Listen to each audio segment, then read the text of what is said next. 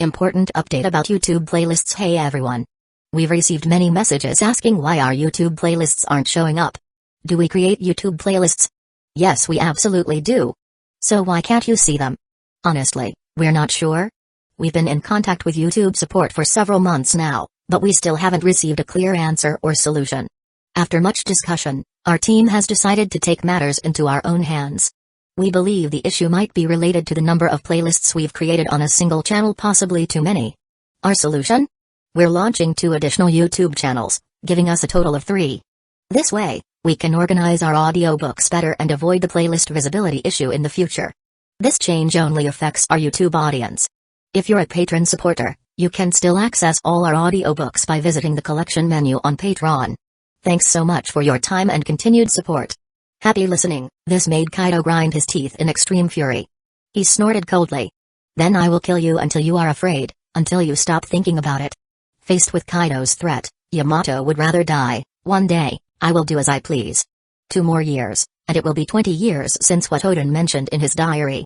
You have to persevere, until then. Yamato told herself. Chapter 61, The Room of Time, 2, Onigashima. Banquet Hall.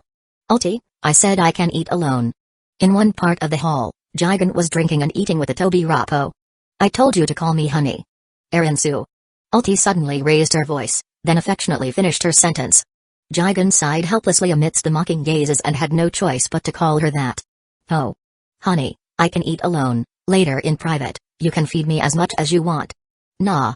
I want to feed you now. Later, you can devour me. Ulti approached Jigen's ear and playfully whispered. Jigen rolled his eyes and decided to ignore Ulti. Although he knew that Ulti had become quite fond of him, she could be a little annoying at times. That's okay. Now a little to the left. With Ulti now feeding and teasing her younger brother, Jigen took the opportunity to instruct Jack, and when he was satisfied, he opened his mouth and said, Alright. Jack, let it go. With Jigen's instructions, Jack let go of what he was holding and said helplessly. Brother Jigen, your obsessive-compulsive disorder is comfortable, but I'm tired enough. You know what, on second thought, move it a little more to the right. Jigen's eyes shimmered dangerously. He was still in a vengeful state from that time Jack encouraged him to get drunk. While Jigen was mistreating Jack, the door of the banquet hall swung open and Kaido and King hurried in. As soon as they entered, they saw the festive atmosphere and the hall full of people. Jigen's table was even more exaggerated, overflowing with food and drinks being given to him by others. It was easy to see how acclaimed he was among the masses. Not even King and Queen had that level of fame despite being below Kaido in strength and reputation. However, when their captain arrived, everyone obediently made way for Kaido. When Kaido and the others reached Jigen, they saw a palace-like cabin, not too big but not too small, which was why Jack was exhausted. Kaido, King, and the others were astonished when they saw it. Why did it look so small? You should know that what Jigen said before is a room that can provide training. It seems that only a dozen people can enter this room. How can I use my fists? Surprised, Kaido approached Jigen and said. Jigen, is this the room of time? It's also too small for a training room, isn't it? When practicing, how can we train here? Kaido wondered if he had made a mistake, so he approached and asked Jigen. Is this the room of time you mentioned? Jigen nodded and said directly. Yes. This is the room of time. After speaking, he raised his eyebrows and said. Captain, do you think this room is small? Just as Kaido was about to nod, Jigen said directly. Don't ask anything, don't doubt, I will show you little by little. This mysterious attitude made everyone laugh, even Ulti rolled her eyes. Previously, Jigen showed him the inside of the room and acted just as mysterious and proud. Alright. It's up to you to introduce us a bit. King, Queen, Jack, and the other cards are not surprised either. It can be said that they are already accustomed to it. They never thought that Jigen would have this playful side either, after all, he always acted dignified and very firm. But it doesn't matter. It can be said that the current Beast's pirates will rely on Jigen's super technology to stabilize their current position. Jigen no longer said nonsense. Since their captain is here, the main drama will begin. He starts introducing this time room to everyone. The time room has 2 main functions that can quickly help users improve their strength. First, the time flow rate outside is equivalent to 1 month inside, and second, the user can adjust the gravity they bear inside, and the maximum gravity can reach 100 times. Everyone present except Ulti and Page 1 were surprised when they heard the words. They had never seen what it would be like to increase their own gravity. And in truth, Everyone had a trace of anticipation to try this thing. Seeing this, Jigen hurriedly reminded. Do not choose 100 times gravity out of curiosity, because it will kill you. Someone in the crowd said directly. Alright. We have Senzu bins to revive. Yes, yes. With the magic bins here, we are not afraid of death. These guys deserved to be part of the Animal Kingdom pirates, so wild and foolish. Jigen had no words, what they said seemed to make sense, so he didn't know what to say, so he waved his hands directly. Whatever, guys, anyway, if something happens at that time, don't blame me for not warning you. Okay, even though it is too late to regret, then you will regret it in your next life. In the happy atmosphere of everyone, Jigen told them all. Let's go. I'll take you there. Everyone? King asked, surprised under his grim mask. The palace-like cabin in front of him seemed to accommodate only a few people. If Kaido enters, it is estimated that it will be enough, and he still wants them to enter? Jigen raised his hand directly, brought his index finger to his lips and said, "Shh, King-san, don't ask, don't say anything, just follow me." Looking at Jigen's appearance, King couldn't help but silently nod. Soon, under Jigen's leadership, everyone entered the time room. When everyone entered, everyone present was stunned. Everyone, except Page 1 and Ulti, who had already experienced this feeling. Queen's eyes widened, he was so surprised that he lost his composure many times. What, it's so big. After everyone entered, there was a unique cave inside, as if they had come to another world. They could not see the end at a glance, and the floor was covered with white bricks. Jigen laughed, raised his eyebrows and said, "Captain Kaido, are you still skeptical now?" Kaido, King, and others couldn't help but be very excited. Kaido laughed out loud. "Wuro, Jigen, everything is going according to your plan, your research and development are absolutely reliable." King silently nodded, agreeing as well. Kaido was going to test the gravity Jigen mentioned earlier, but Jack eagerly stepped forward. "Brother Jigen. I want to try the gravity challenge." Chapter 62, Testing the Time Room, 1. Jigen immediately said there was no problem, but he was surprised by Jack's audacity. But none of this matters. When Kaido saw Jack speaking first, he closed his mouth and decided to let him try first. He happened to take a glance to the side to see how the gravity was, and in the process, predict how much gravity he could withstand. He couldn't lose face as the commander-in-chief of the Beast's pirates. Jigen applied gravity to Jack's body, limbs, torso, and head so that he could feel the gravity in his entire body. Then, he took the special remote control and asked, "How much gravity do you want to test first?" Jack asked. "What's the highest?" Jigen replied. 100 times gravity. "Then give me 100 times gravity," Jack said imposingly. Jigen was left speechless immediately. This guy is too outrageous, isn't he? It's 100 times gravity. Aren't you afraid of not being able to withstand the pressure and be crushed immediately? Jigen naturally didn't want to kill Jack, so he said, "Everything must be done step by step. Let's start with 2 times gravity." After he finished speaking, he ignored Jack's disagreement and simply increased the gravity 2-fold. Suddenly, Jack's body froze. He felt the pressure of gravity throughout his body, but it was only double gravity, which was too easy for him, a user of the mythical zone fruit. This made Jack feel a little cocky. "Is that all? Brother Jigen, this is too childish. Give me 100 times gravity directly." Jigen ignored him for the sake of both of them and increased the gravity to 5 times. Jack's body froze again, but this time it was different from before, and he clearly felt the pressure on his entire body. His steps became slow, his back slightly arched, and he appeared a bit fatigued. On the other hand, the others wanted to experience it. Jigen couldn't help but draw a slight smile at the corner of his mouth. "Let's see if you dare to say it again." The malice of Jigen suddenly emerged in his heart. Jack is naturally very healthy and usually will not have an accident. Even if an accident occurs, there are bins that can save his life. Thinking of this, Jigen didn't wait for Jack to adapt to Gravity X5, and simply adjusted it to Gravity X15. At the moment the gravity sticker sent feedback, Jack's entire body seemed to be suppressed by a force. Without any pause, he crashed heavily to the ground, making a bang sound. Gravity X10 is too much for Jack. Behind him, Kaido watched this with annoyance. "Jack, is this all you're capable of?" he roared in annoyance. Jack couldn't speak due to the pressure on him. He didn't say a word, he could only be seen starting to use his abilities, and began to transform his body. In his hybrid form, Jack faced Gravity X15. He looked at Jigen and said, "Continue." Jigen naturally fulfilled all his requirements and directly adjusted the gravity to 20 times. In an instant, a boom sound was heard and Jack, who stood up again, fell to the ground again and couldn't move. Behind them, All the beast pirates exclaimed in surprise, seeing the horror of 20 times gravity. Kaido said with a low smile. Looks like that's your limit. He had more or less a slight impression of how this curious invention worked. Saying that, he approached Jigen and said with a smile. The next row is for me. I'll also challenge this gravity mode. Jigen nodded and removed the gravity from Jack's body. The latter only felt relieved, while the former began to put gravity stickers on Kaido's body. After finishing, Jigen said. Understood. Gravity X20, Kaido only felt a little pressure, but it had no overall effect. Then came 25 times gravity, which even Jack couldn't withstand in his hybrid form, and although Kaido was still standing, he still walked a little stronger.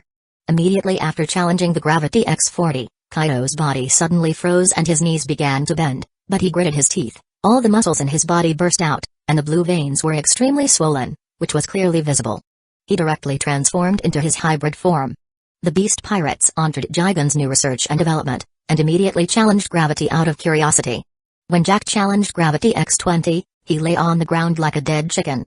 Then Kaido also performed a gravity test to allow everyone to see the difference, and the gravity reached an astonishing figure of X40. Under this gravity, Kaido had already felt the pressure and immediately transformed into his half-dragon form. In this way, he was freed from the large part of the pressure. At this moment, Kaido no longer had a relaxed attitude. He solemnly told Jigen. Continue. Chapter 63, Testing the Time Room, 2, he is going to try to surpass his limits and see how much gravity he can withstand. Jigen continued operating the remote control, adjusting to X50. Under 50 times gravity, even Kaido in his hybrid form, his whole body began to shake, the joints of his muscles swelled to the extreme, his veins continued to bulge, and his teeth chattered.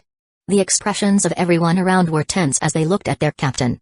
Kaido roared loudly, his aura rose to its peak, and at this moment, his aura reached the highest point. This made him stand with a tenacious will under 50 times gravity. Although Kaido's body trembled slightly, people at this moment were extremely surprised. Kaido exclaimed. Jigen, keep going. 60 times. Jigen had originally planned to stop because, in his opinion, Kaido, who can withstand 60 times gravity, is already very impressive, but Kaido asked to continue. Captain Kaido, it's okay to stop, X60 times is already an impressive figure that few can reach. Jigen said, directly operating the remote control to increase the gravity to 60 times. Kaka. The bones of Kaido's body trembled. Drink A loud cry sounded. At that moment, Kaido's body swelled to the extreme due to the powerful gravitational pressure. While the blue veins on his forehead continued to twist, his body began to shake violently. In the end, with a loud bang, Kaido's enormous body fell to the ground. No matter how much Kaido wanted to get up, he still couldn't do it. Under 60 times gravity, even in his hybrid form, he couldn't stand up at all. The sound of voices echoed everywhere, and everyone was very surprised. 60 times gravity. Captain Kaido. I thought he could withstand more than 50, but seeing the captain. Isn't his doubling of gravity too terrifying? Indeed, when a sea robber becomes a pirate, their own level of education is not too high. After all, most of them don't like to read and only want to fight and kill all day long. King said. It's normal. Under 60 times gravity, a 1 kilogram bottle of water becomes directly 50 kilograms. Under the influence of other factors, it's difficult for us to adapt to this gravity for a while, so it's conceivable. Soon, Jigen used the remote control to release the gravitational pressure on Kaido, which made the strongest creature feel relieved. Afterwards, everyone else wanted to try it one after another, so Jigen simply gave King another remote control and allowed them to operate it themselves, so it wouldn't be so troublesome. In the end, only King was able to withstand up to 35 times gravity, the others were all below 20 times, and Queen barely managed to withstand up to 30 times, but this also resulted in the few bones he had left being broken. Fortunately, after eating the senzu beans, everyone regained their vitality. Jigen smiled and applauded everyone. At this moment, Kaido has also finished resting. As soon as the break was over, Kaido roared. Anyway, I have to reach 100 times the gravity. Otherwise, it would be a shame for me.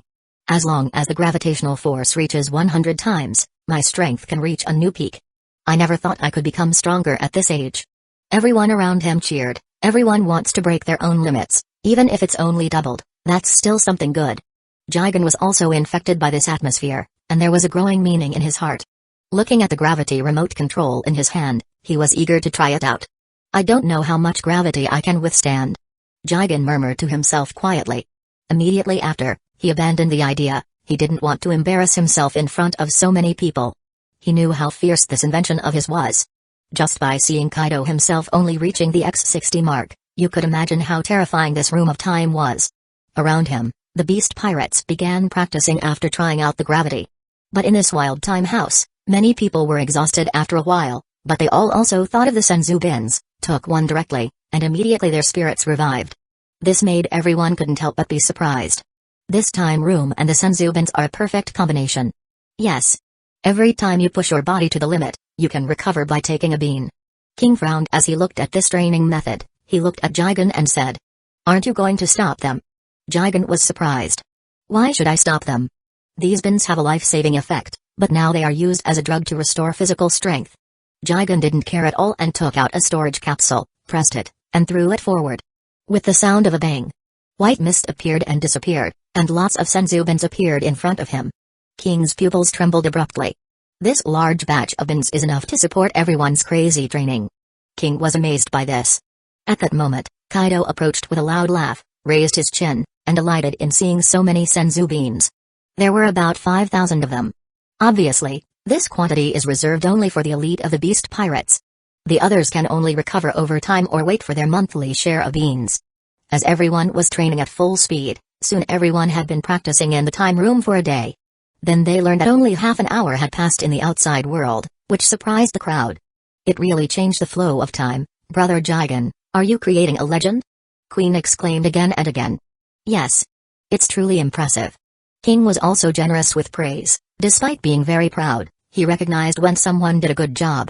After learning that only half an hour had passed outside, they were also left speechless. Their brains were in a trance. Even Kaido continued to speak loudly, and at that moment, an informant entered the time room and approached Kaido, saying, "Lord Kaido, there's a situation outside that requires your attention." Chapter 64, A Great Battle Approaches. 1. Just as Kaido and other members of the pirate group experienced the magic of the House of Time, a messenger ran in and immediately informed Kaido that there had been some changes in the outside world. Kaido stopped training under the pressure of gravity, lifted the members of the beast pirates, and they all came, wanting to see what was happening outside. "Kaido-sama," the messenger respectfully said. "There is news from our border islands that the main sites are being attacked by various different forces." "What about Whitebeard pirates and Red Hair pirates?" Kaido muttered. "Lately, the Whitebeard pirates and the Red Hair pirates have been extremely troublesome, buzzing around the beast pirates like flies. No. This time, it's not just the two emperors, but also the marine forces and the world government acting in secret, and even the Cypher Pol agent is involved. Due to the intervention of several forces, this time our front line suffered many losses, and there were many casualties of senzu beans." The messenger informed Kaido of the front line information, causing Kaido's eyes to narrow. "The Whitebeard pirates, Red Hair pirates, Marine, even Cypher Pol, dare to bully my pirate group." Kaido was very dissatisfied, but after thinking about it, he couldn't help but laugh again. Well, thinking about it, it's amusing that everyone is joining in. It's time for these people to see the new beast pirates now. As the words fell, Kaido turned his head to look at his crew and shouted, "Everyone, let's have fun finding them. Those annoying flies, let's shoot them down." The crowd of beast pirates in the room of time was excited at this moment and shouted loudly, "We will follow Kaido-sama. Ha ha ha. Let them see how good the beast pirates are today." "Yes, after practicing in these days inside the room created by Jigen-sama, I believe my strength has reached Vice Admiral level." "What the hell, don't brag. If you're a Vice Admiral, then I'm an Admiral now." In the face of Kaido's call to action, everyone was fearless, but one by one, they were as excited as a chicken's blood. Kaido saw that their morale was already high at this moment, and he laughed. "Wurro. You will all receive 2 senzu beans. It's a small amount due to the situation, one to take now and the other to use later on the battlefield. This battle today will determine your future position in the beast pirates. It's even not impossible to become part of the Obirapo based on your performance in battle." Kaido didn't forget to further boost the morale of his subordinates. After all, this battle wouldn't be easy. This time, the beast pirates were even more excited, and they all thanked their captain. Kaido smirked. "No. You shouldn't thank me, it's our scientific disaster who developed the senzu beans." Immediately, the beast pirates turned their heads and thanked Jigen once again. Jigen did nothing, but forced himself to be grateful. "Kaido-san, should I notify the Big Mom pirates?" King approached and spoke to Kaido. Kaido waved his hand directly. "No need for that old woman, with Jigen's super technology, we don't need foreign help. But Kaido-san. King persuaded. If others dare to appear from those forces, then naturally, they have something to rely on, and it might even be a conspiracy. It's better to be cautious. Kaido couldn't help but think of his captain, Rocks, back then. Although the beast pirates are now stronger than ever in combat, their fists are no match for 4 forces combined. After thinking about it, Kaido nodded and agreed with King's proposal. Knowing that old woman, she won't hesitate to lend a hand, even if she charges a price later. Soon, Kaido left the time room with a group of beast pirates and then used his special door to reach Big Mom's hall.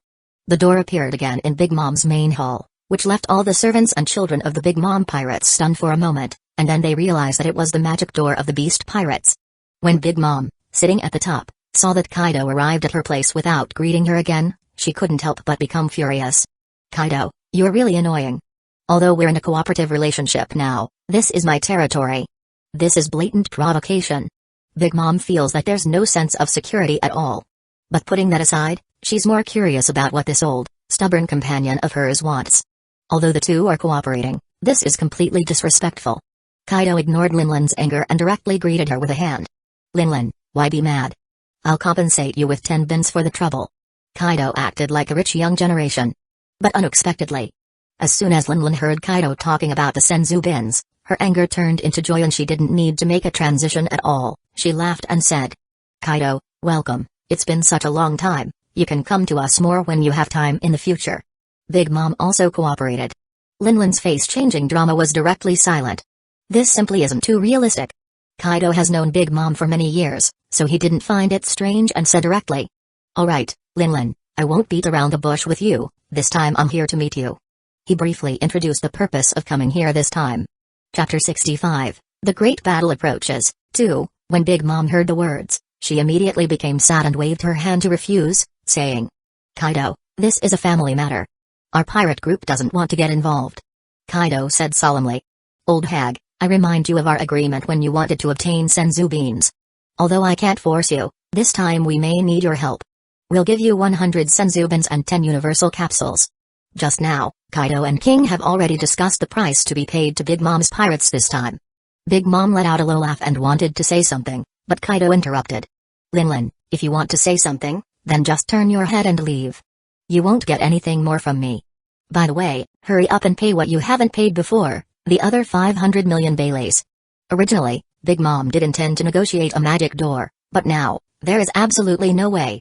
To really get nothing in the end, she agreed to Kaido's invitation. The two of them began to join forces to face the Marines, Whitebeard's pirates, and the Red Hair pirates.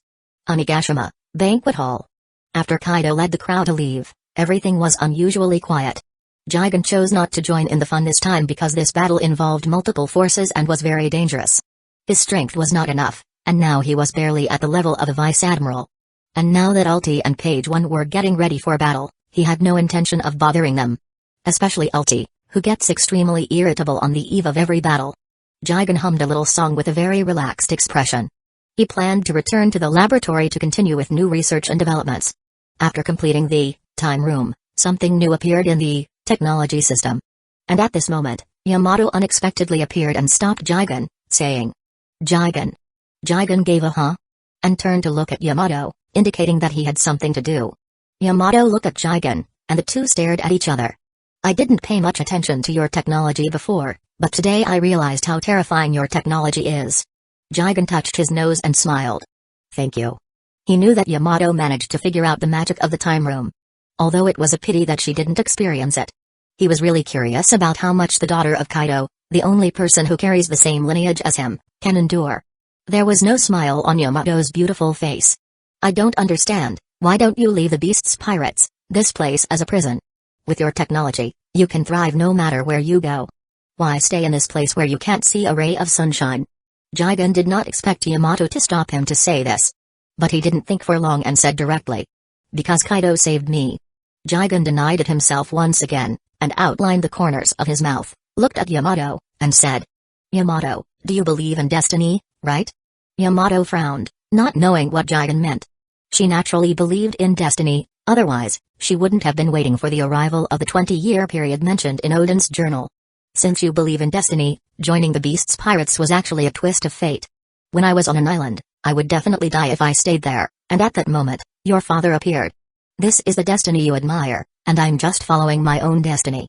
If Whitebeard appeared in front of me before, I would have become Whitebeard's son, and if I were Marine, I would have become a scientist alongside Vegapunk. However, it was Kaido who appeared, so now I am the fourth Calamity of the Beast's pirates. Jigen used what Yamato admired, leaving Yamato speechless. Then, Jigen continued. Yamato, you want to be Odin. How is Odin better than your father? As the supreme general of a country, he simply throws off his hands and leaves the country, only caring about his own ridiculous adventures. Isn't that person selfish too? When he followed Roger's pirates and learned that the country was in danger, he made his subordinates wait. What kind of thing is this? Follow the wind and waves, and then commit suicide and blame everyone else, and you still talk about honor, Yamato. This world isn't as simple as you think. Life is not a simple question and answer quiz. You must awaken. These words left Yamato speechless, not knowing how to respond to Jigen. Jigen laughed and said with a deep voice. In this era, you don't need to be someone else, and no one can tether someone to another person, but Kaido is good to me now, so I'll stay. I just do my own thing. Technology, other things don't concern me at all.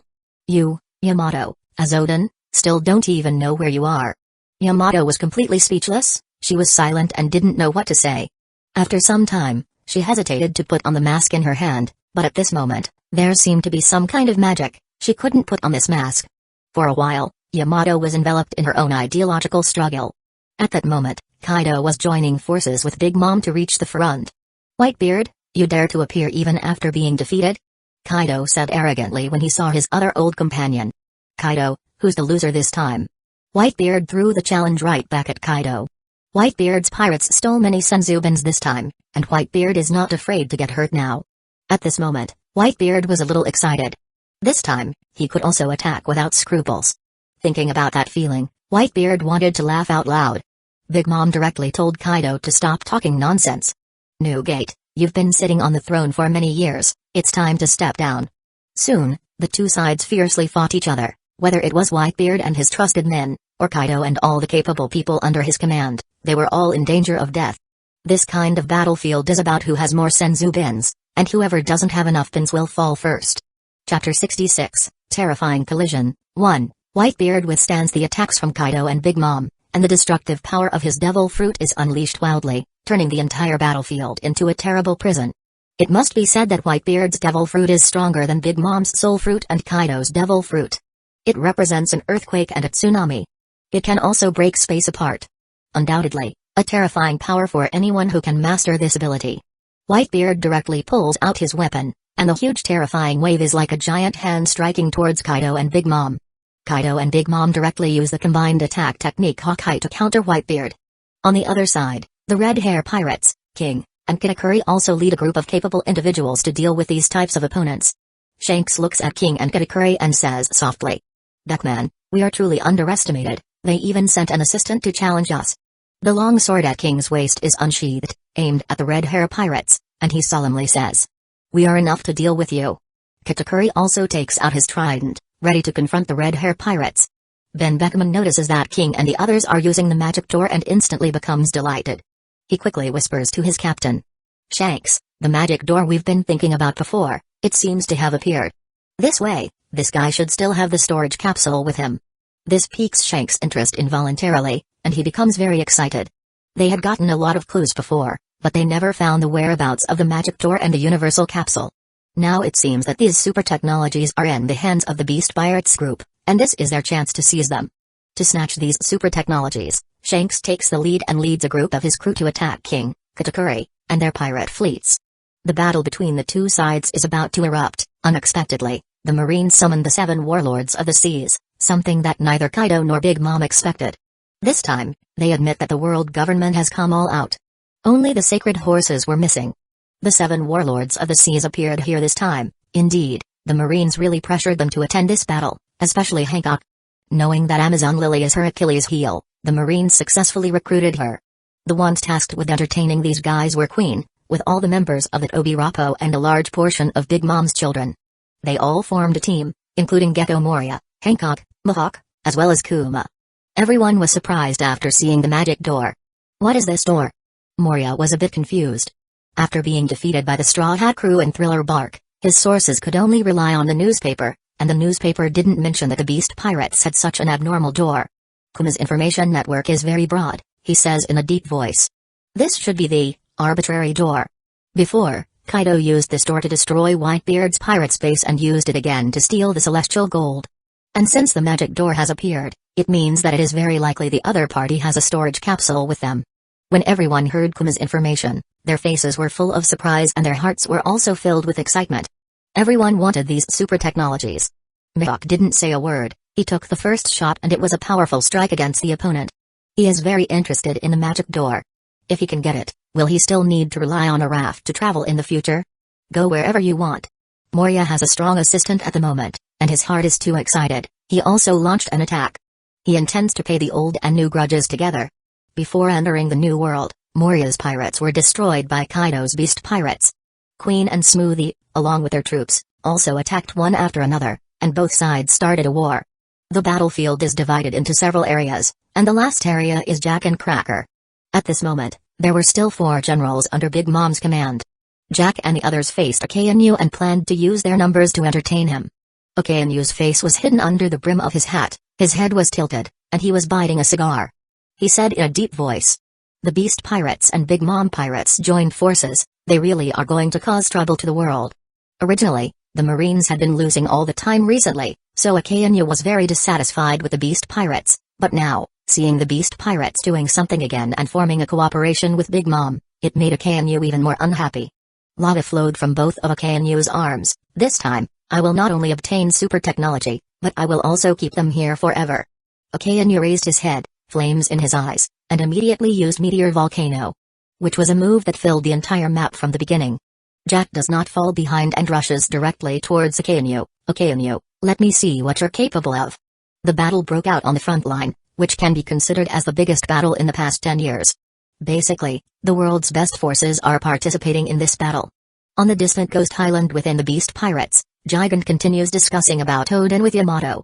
Upon hearing Jigen talk about Odin's foolish actions 18 years ago, even Yamato's heart trembled, making it difficult for them to put on a mask. At the same time, Yamato was very surprised and asked with a puzzled expression, "Jigen, why do you know so much?" Jigen on the surface laughed, touched his nose, and raised his eyebrows.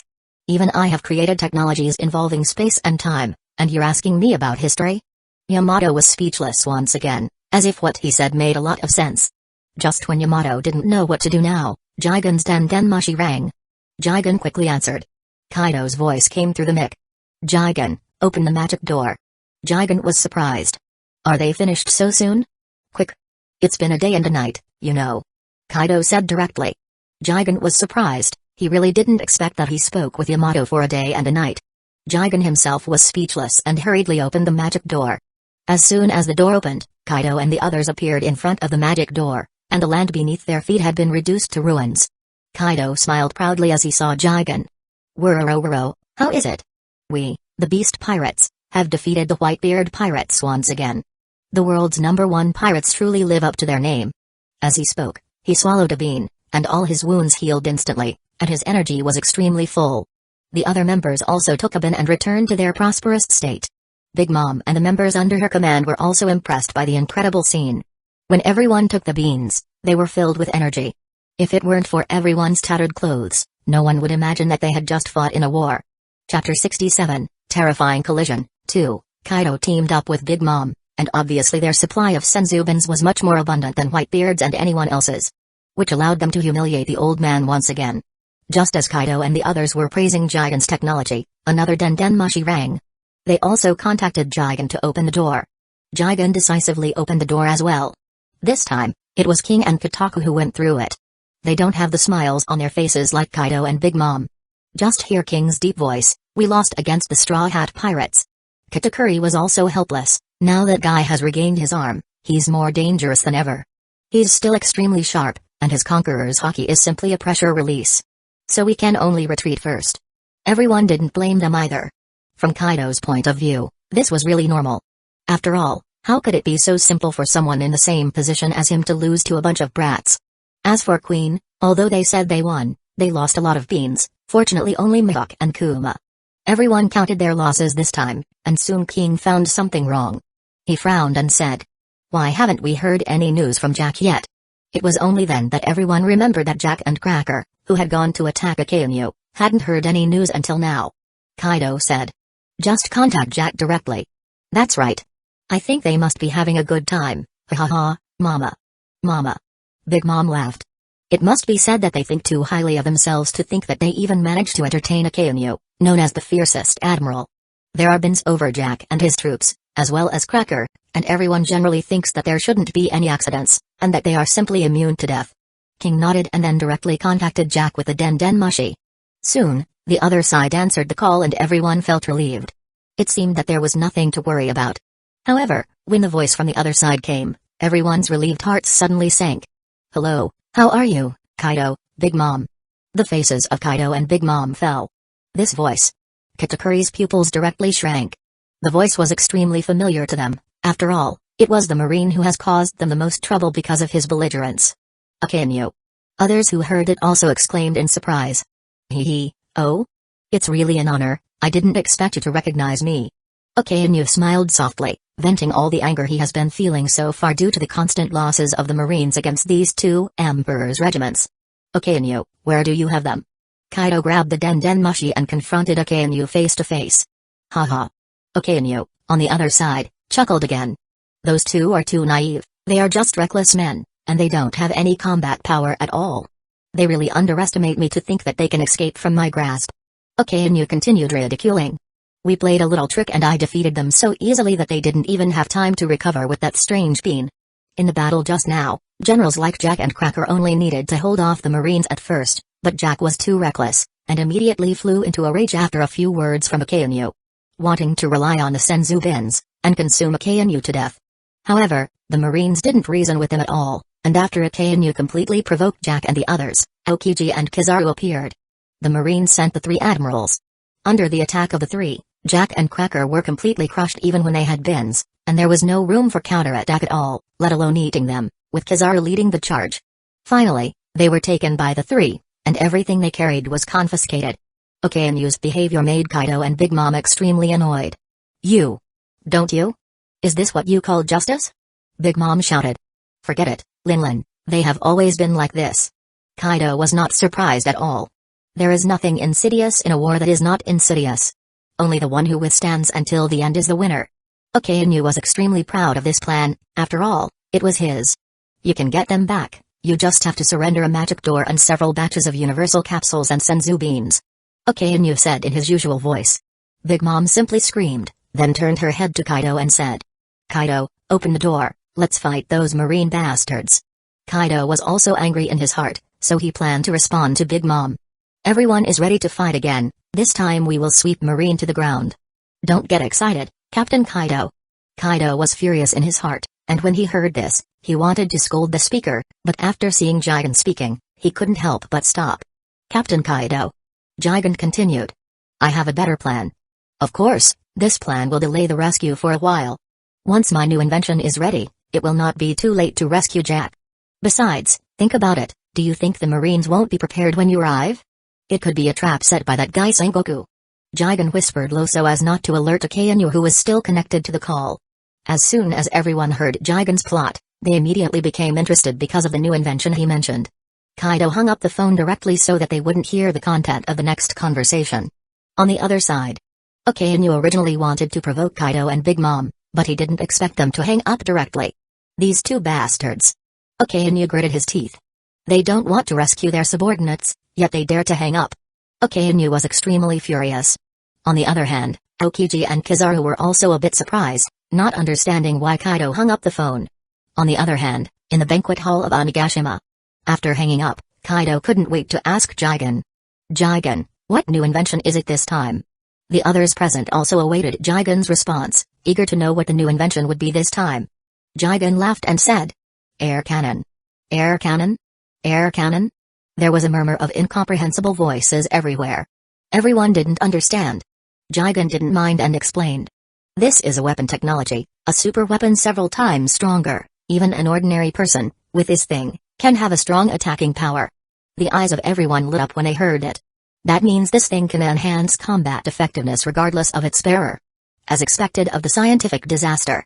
Many members are very excited because when this comes out, They are the ones who benefit the most, since they are the cannon fodder. Everyone is looking forward to its arrival.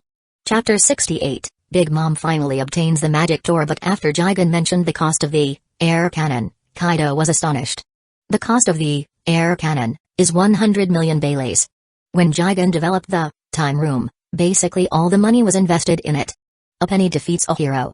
Kaido sighed emotionally. For the first time, he felt that spending money was like water flowing and that money was not enough. As he spoke, he couldn't help but turn to Big Mom, and he couldn't help but have a flash in his mind. Linlin, your 500 million baileys. Kaido remembered the debt this woman had.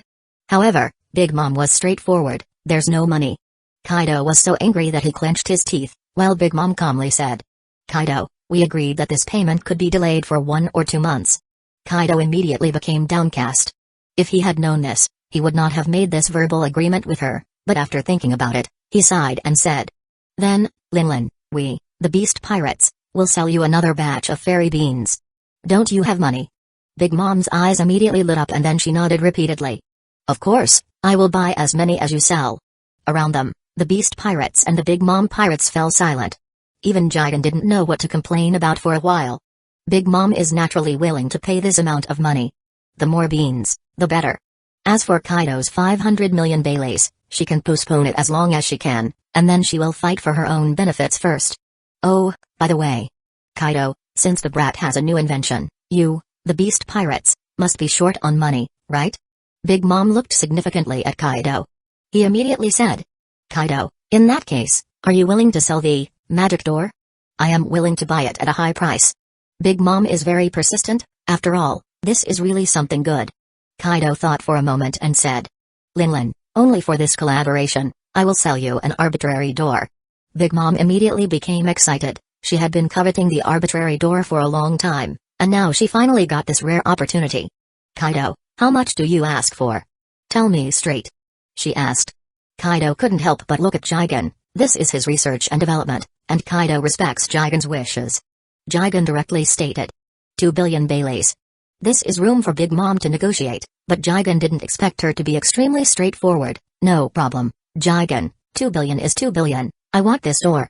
Jigen couldn't help but sigh in his heart. He didn't expect her to agree to the price. It would have been higher if he had known before. It seems that in the future, technology will be sold, and the price should be informed at a higher price. After closing the deal with the Big Mom Pirates, King mentioned Doflamingo. Kaido doesn't have money to develop new technologies, so he reached a new deal with Big Mom, and this time he also gave her an arbitrary door, which made her very happy. King then mentioned Doflamingo. King said, Kaido-san, Doflamingo is also very interested in the door. He has been saying that he wants to buy it at a high price. Since you didn't want to sell it, I unilaterally rejected him. Now that he saw that Kaido agreed to sell it, he immediately informed him. Really? Kaido murmured after hearing the words. That's right.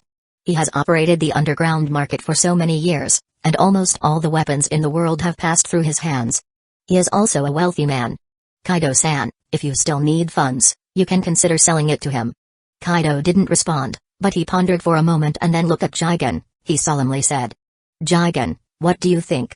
Kaido decides to respect Jigen's choice. After all, he has sold an arbitrary door to Big Mom. This time it's Doflamingo. The Beast Pirates are familiar with Doflamingo, but Jigen isn't. No.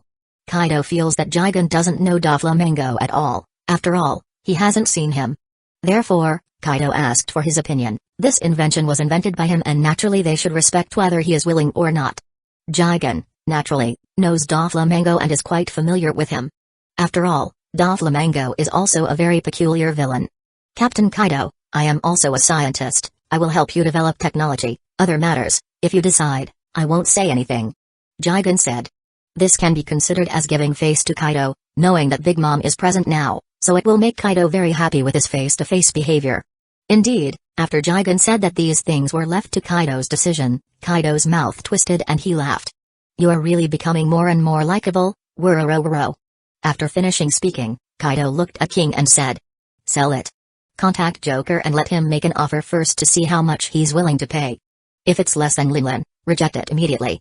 If he offers more, the Beast Pirates will be happy to sell him a magic door. Then gather all the funds and fully develop the air cannon. The Marines will be our testing ground, Wuro. Jigen chuckled. Jack would definitely be rescued, otherwise his ride would be gone. How could he comfortably lie on someone else's back in the future? Not long after the incident, Doflamingo received information about the second half of the New World War. The information stunned everyone in the Don Quixote family.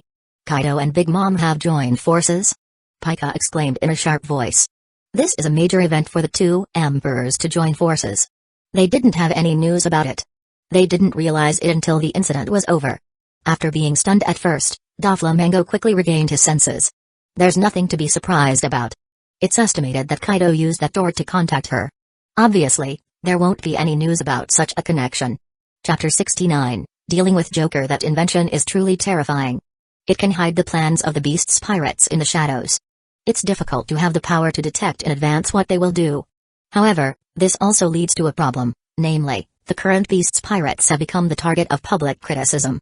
This time, the Marines, Red Hair Pirates, Whitebeard Pirates, and the 7 Warlords of the Seas, and other important forces have chosen to deal with the Beast's pirates. You want to take a bite out of them? Trouble said. That's right. 2 fists can't beat 4 hands. Even if Kaido found the Big Mom pirates to cooperate, this time they lost half of their force and also lost an important asset. And Big Mom lost a sweet commander. The loss is not insignificant. Doflamingo laughed and interrupted the discussion.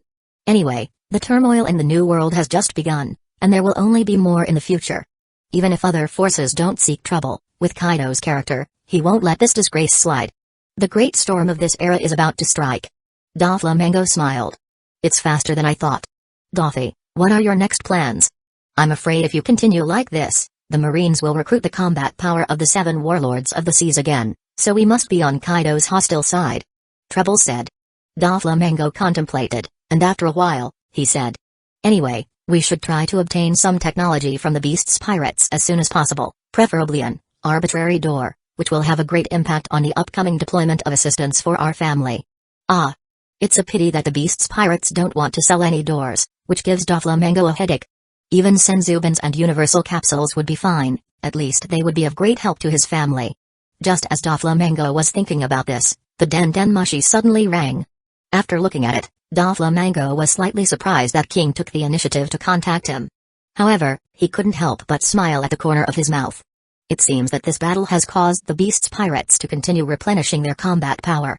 Whether it's a weapon or an artificial devil fruit, it's one of Doflamingo's favorites, and he can make money out of it anyway. Soon, the Den Den Mushi responded, and King's voice sounded clearly. Joker.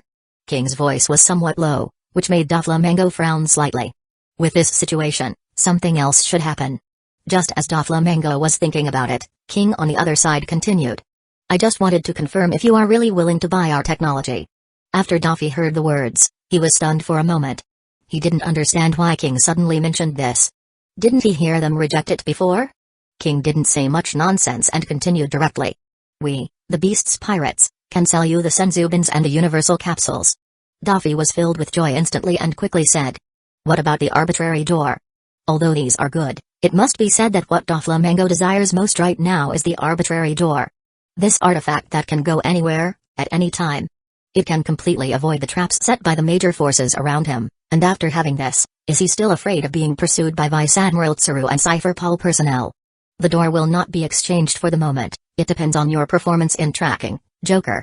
There is also another condition for this transaction, that is, your Don Quixote family must join the Beast Alliance, join forces with us and Big Mom to fight against those forces that are watching us. What is your answer? It can be said that King is direct, he says everything at once and doesn't beat around the bush. Before Doflamingo could speak, all the members of his family were shocked. They all felt that King's condition was inappropriate. Although you have a special status, young master, if you openly oppose the Marines and the world government, the Marines will directly erase your 7 Warlords of the Seas title and the world government will not let you go. Treble explained the impact of the pursuit. Yes. And now the Beast's pirates are the center of this storm. All forces are going to attack them, even if they have super technology. Under the attack of a group of forces, it's difficult to reverse the overall situation. This is too risky for us. Doflamingo contemplated for a moment, and when King asked for his answer again, he couldn't help but smile and said. No problem. As long as you, the Beast's pirates, can continue to provide me with these channels to purchase super technology, I will do it. The frames around were stunned. They never thought that their young master would accept the Beast's pirates' conditions and get involved in this matter. The Don Quixote family will have constant troubles in the future. Very well. Indeed, I didn't misunderstand your conviction. As a businessman, you must have such a wild spirit. King mocked. Immediately, he started quoting Doflamingo, Joker, the price of a Senzubin is 10 million. We originally planned to sell it for 20 million Baileys, but considering the risks you will face in the future, we are willing to sell it at a loss. And the universal capsule is also given a discount. 100 million Baileys, how much do you want to buy? Daffy showed surprise, but he wasn't surprised by the price, but by how cheap it was. A Senzubin, which can bring someone back to life, costs only 10 million Baileys. After thinking for a while, he said, King, I want 50 bins and 5 universal capsules. Alright. A total of 1 billion Baileys. King stated the money for this transaction in an instant. Doflamingo smiled, revealing his characteristic smirk. Alright. I will send someone to collect the money immediately. At that time, how will the transaction be conducted, King? However, just after Doflamingo uttered this sentence, a door appeared in his salon, and when the door opened, King appeared in front of everyone in the Don Quixote family. Chapter 70, Transaction. Just after Doflamingo reached an agreement with King and asked him how to negotiate, King directly arrived at the palace of Dressrosa through the magical door. Seeing King leaving through the door, everyone in the Don Quixote family was surprised and sighed once again. No matter how many times they see this random door, it feels very magical. People come to you without warning. Even if you have observation hockey, you can't stop it. Doflamingo also looks very envious. Nowadays, the Senzubins are sold in the black market. It's not too rare, but the value given by the beasts is relatively cheap, and the universal capsule can be used as a strategic assassin, and the transportation artifact is also good, but for forces connected to the Don Quixote family, besides transportation, it is of little help. This arbitrary door is very delightful and greatly benefits those who like to manipulate behind the scenes. It's a pity that the beasts' pirates are not fools, and they won't easily sell the door. Just as Doflamingo was thinking about this, King said. What did you say, Joker? MHHMM. Doflamingo laughed as usual. Wait here first, I'll call someone to get the money immediately. He then called Treble to get the money. For a businessman in the dark underground like him, he will prepare some liquidity for occasional additional transactions. Soon Treble came back with the money, followed by more than a dozen people. He then approached King and opened all the money boxes, letting King inspect them. King didn't even look at it and nodded. After working with the Don Quixote family for so many years, King still believes in them a lot and also believes that Doflamingo dares not make small moves when trading with them. Kaido's anger is not something they can bear. After seeing the money, King directly handed over the prepared universal capsule and bins to Daffy. Daffy took the bins and the universal capsules, and his eyes shone with excitement. I finally got it. After waiting for so long, I finally got it. Then, his eyes gleamed as he saw the magical door. At this moment, he is in no rush. He is now collaborating with the beast's pirates. Since this is the case, there are several ways to obtain this arbitrary door. After Doflamingo took these things, King said, Joker, in this way, our beasts and your Don Quixote family have come to a multifaceted cooperation and formed an alliance, and here is another new task for you. That is to deal with Gecko Moria and Crocodile, the 2-7 warlords of the seas. King said with a deep voice.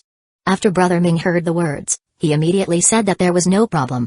At this point, the deal was closed. Seeing that King was about to leave, Treble, the painting, said, Lord Flame Calamity, do you need me to ask someone to help you carry the money to Onigashima? Although King was said to be tall and burly, it was a bit rude and unseemly for an adult like him to have 10 money boxes, so he planned to ask someone to help him carry the money boxes. No. King refused directly. Immediately, he took out the universal capsule and, to everyone's astonishment, put all the billions of Baileys in the universal capsule, and finally left the hall. It seemed as if nothing had happened. It's so convenient. Pika shouted again with her shrill voice. Yes. If we could have super technology like this before, should we be afraid of the Marines and Cypher Paul agent when trading? However, we have also obtained the universal capsule now, and transactions will be very convenient in the future. Treble said excitedly. It's a pity there's no arbitrary door, it would be the icing on the cake in today's negotiation. At this moment, Doflamingo smiled cheekily. There's no need to rush.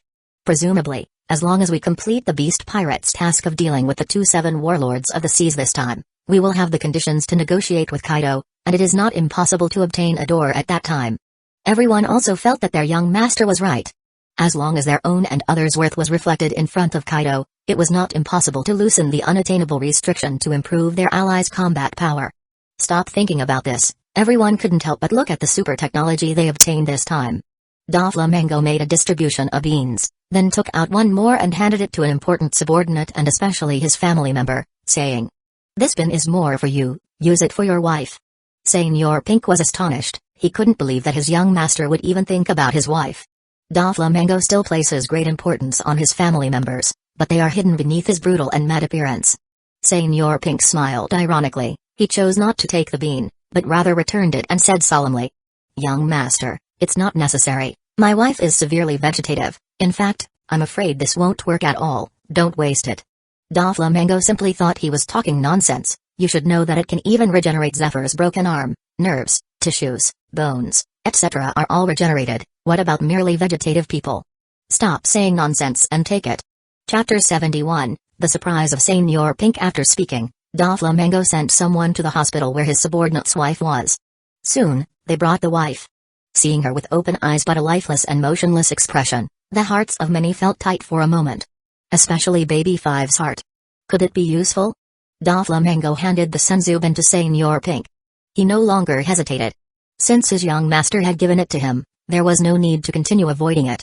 This bin was quickly sent to his wife's mouth, and it immediately turned into a green halo as it dissolved in her stomach. The woman became divine, followed by a flutter of her eyelashes, and finally her body began to move.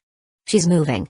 Baby Five exclaimed. She was very excited this time because she is a woman who loves love so much, and Senor Pink can be reunited with his wife, which is extremely romantic in Baby Five's eyes. "Congratulations!" Pika said with a shrill voice. The other partners also cheered and congratulated him. Senor Pink was also very excited. No. It should be said that he was too excited at this moment, and the emotions that had been suppressed for so many years burst forth. He threw himself in front of his wife like a child, with snot and tears running down his face. Russian. And at that moment, a hand touched Senor Pink's head. He looked up, saw his wife's eyes, saw her smile. In this moment, all these years poured out in this moment. He wanted to say something, but Russian covered his mouth. "You don't need to say anything, I already know. Thank you for your perseverance over the years, which has kept me from crumbling in a lonely world. I forgive you." In the hallway, only Senor Pink's crying could be heard. Everyone saw this scene and sincerely rejoiced for him, and Baby Five shouted loudly, "It's so moving, I want to envy this kind of love, and I want this kind of love too. This is the super technology developed by the scientific Calamity, it's truly incredible. Yes. No great doctor in the world can cure it, but Ibn can cure it instantly. That guy is indeed a god." Everyone in the Don Quixote family was excited to have obtained the super technology that defied all logic. After the emotional moment, it was time to get back to important matters. Doflamingo asked Senor Pink to accompany his wife first and began to study the universal capsule. At first, he used it to store the last wine, and then he couldn't help but go to the low-level trading place to load weapons. All of this was no problem. "Doffy, I heard that this universal capsule can contain a pirate ship. You can give it a try," Treble said. Everyone came here in high spirits and hoped to load this little thing onto a pirate ship. Doflamingo was also very curious and quickly tried it out, and the pirate ship was placed in the universal capsule in this way. This made everyone in the Don Quixote family very excited. "With this thing, our weapons business will be more prosperous in the future, and we don't have to worry about being intercepted by the Marines and the world government." At this moment, Sugar looked at the universal capsule, and while eating sweets, she had an idea that blew her mind. "By the way, can this universal capsule be placed inside the universal capsule?" Well, you could say that Sugar unlocked 100% of her brain capacity. At first, everyone didn't understand, but after Sugar's explanation, they couldn't help but understand what it meant. That is, after a universal capsule is loaded, another universal capsule is used to fill it, so in the end, only one universal capsule can be used to do many things. When everyone heard it, they were interested.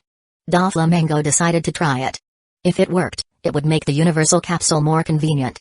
Otherwise, having multiple universal capsules would sometimes be troublesome.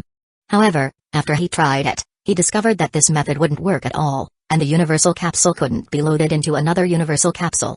Everyone thinks that's normal, otherwise it would be too overpowered. Although Sugar's idea couldn't be realized, getting the capsule and the Senzubins this time made everyone in the Don Quixote family feel satisfied. Next, Doflamingo plans to deal with Moria first and then find an opportunity to kill Crocodile. As long as he has dealt with these two individuals, he has to ask Kaido to purchase a magic door. Presumably, at that time, Kaido will be willing. The war has just calmed down, The transaction between Kaido, Big Mom, and Doflamingo has been completed, the funds have arrived, and Jigen has started developing his new technology, which is the air cannon. At the same time, in the New World, in the vast sea, a massive pirate ship floated in the wind. This is Whitebeard's Moby Dick. The atmosphere on the plywood was lively. Although it was said that Whitebeard's pirates still lost the battle this time, everyone breathed a sigh of relief. With the Senzubins, they had a great battle, not as suffocating as before. If it weren't for the alliance of Kaido and Big Mom, Whitebeard believes he can deal with Kaido. Furthermore, this time, everyone in Whitebeard's pirates has gained a lot. They even managed to snatch a universal capsule under the joint efforts of several captains. Whitebeard distributed some bins to some crew members who suffered more severe injuries, while some members who didn't suffer too serious injuries rested first. Soon, the severely wounded, and even some crew members who were on the brink of death, were healed after taking the beans. They couldn't see the aftermath of the war at all. Everyone has witnessed this miracle before, so they aren't too surprised. Chapter 72, Joy Everywhere. Afterwards, Whitebeard and others refocused on the universal capsule, trying to load various things, artillery, ammunition, and even a group of pirates. They all tried again, and everything could be loaded, which made everyone very excited. This thing is truly amazing. Even Whitebeard couldn't help but finally say this. The super technology invented by the scientific disaster is very fierce. This also made the Whitebeard pirates more determined in their decision to target the beast pirates. They will definitely continue with the development of new technologies, no matter what it is, Senzubins, universal capsules, arbitrary doors, and so on. Any super technology they see, they must grab it. The Whitebeard pirates raised their arms and cheered. Whitebeard continued with a deep voice, the most important thing at this moment is the random door. That bastard Kaido dares to come to our territory and act wild, so we will go to his territory and cause a commotion. The crowd is outraged. By stealing the door, they can also go directly to Onigashima, go to Kaido's lair and create chaos. After everyone's morale was boosted for a while, Whitebeard thought of Ace again and told one of the crew members who was quite strong with a deep voice.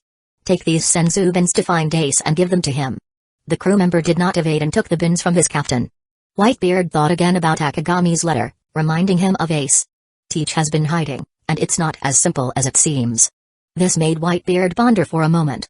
With Ace's stubborn personality, there is a high probability that he won't listen to the news, and he may not even believe that Thatch has really been revived. Bring some more beans, tell Ace that Thatch has been resurrected, don't worry too much about what happened before, do your best. If you really can't defeat Teach, then come back and tell him that his father and brothers are waiting for him. Yes, Oyaji. The crew member responded quickly and left. On the other side of the sea, this time another participating force, the Red Hair Pirates, landed on the previously uninhabited island. This time, they were the winning side and naturally obtained many things, many senzu bins, and some universal capsules, but it was a pity that they didn't get the arbitrary door this time. The beast pirates are not foolish. To prevent the door from being stolen, after they arrive on the battlefield, they will directly close any door, causing the door to vanish directly. That's why they fought until the end and needed to contact Jigen to open the door. Ben Beckman tried to use the universal capsule in front of Shanks and the group. Just like Doflamingo and the Whitebeard pirates experimented, he finally tested the biggest object, a pirate ship. As they saw the enormous pirate ship disappear into the universal capsule amidst smoke, everyone was amazed. So Ben Beckman, the brains of the crew, also thought about using the features of the universal capsule to make a nesting doll, which would be much more convenient. However, in the end, it was discovered that this universal capsule cannot hold another universal capsule at all. Immediately, Ben Beckman had a whim. Would it be possible to fit a person into a universal capsule? Ben Beckman was very excited about this question because if it is possible, then a single person can take the entire pirate crew with the universal capsule. In this case, when performing special tasks, infiltrating or assassinating, the target of one person will be very small, and then upon reaching the destination, the capsule will be released immediately so that thousands of troops can gather. In the end, this idea has not been realized, but all living beings cannot enter this capsule at all. Soon, everyone continued to test, trying to discover all the functions of the universal capsule until Rockstar arrived. He is the intermediary between Shanks and Whitebeard. Rockstar also became interested after seeing the universal capsule. After giving the reply from Whitebeard to the redhead, he followed the other members to experiment with the universal capsule. Shanks also didn't mind. After receiving the letter, she opened it and looked at the response letter inside. Ben Beckman also leaned in and asked, "What did Whitebeard reply?" Shanks showed the letter to Ben Beckman.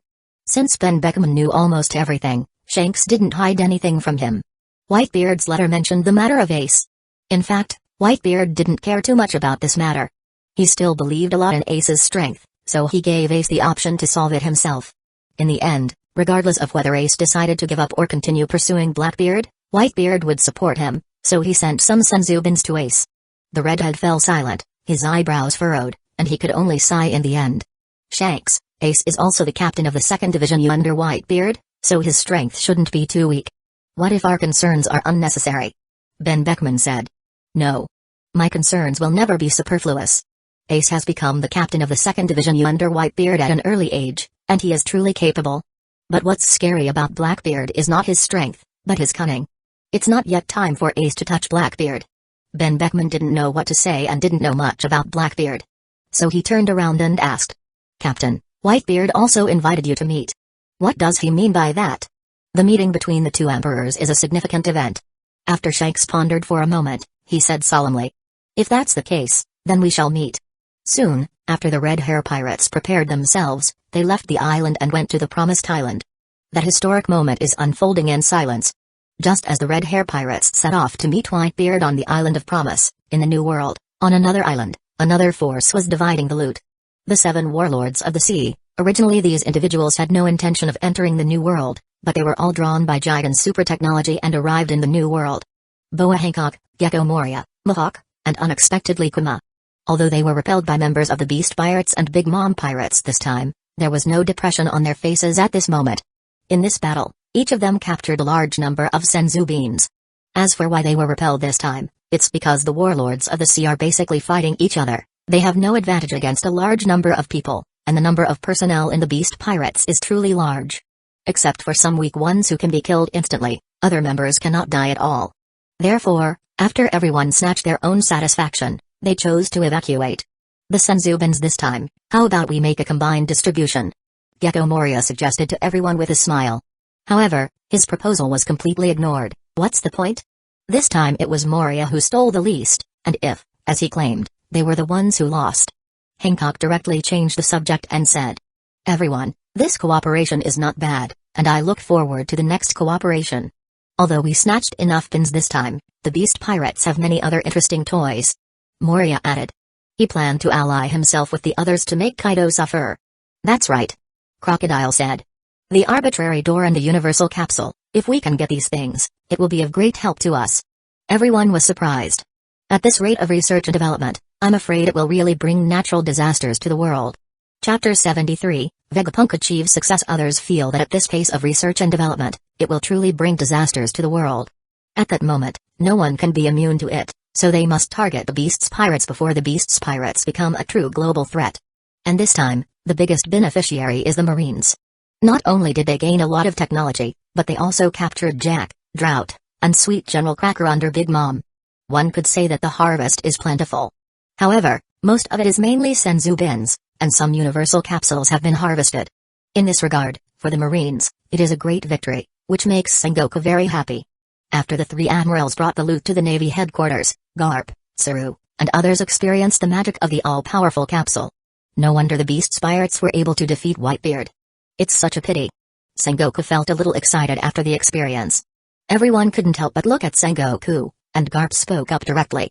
What a pity, Sengoku? This time, things are very good. There are some emergency bins for cases like the Tenri Ubito killed by Kaido. Sengoku looked at Garp with a disgusted look and said solemnly.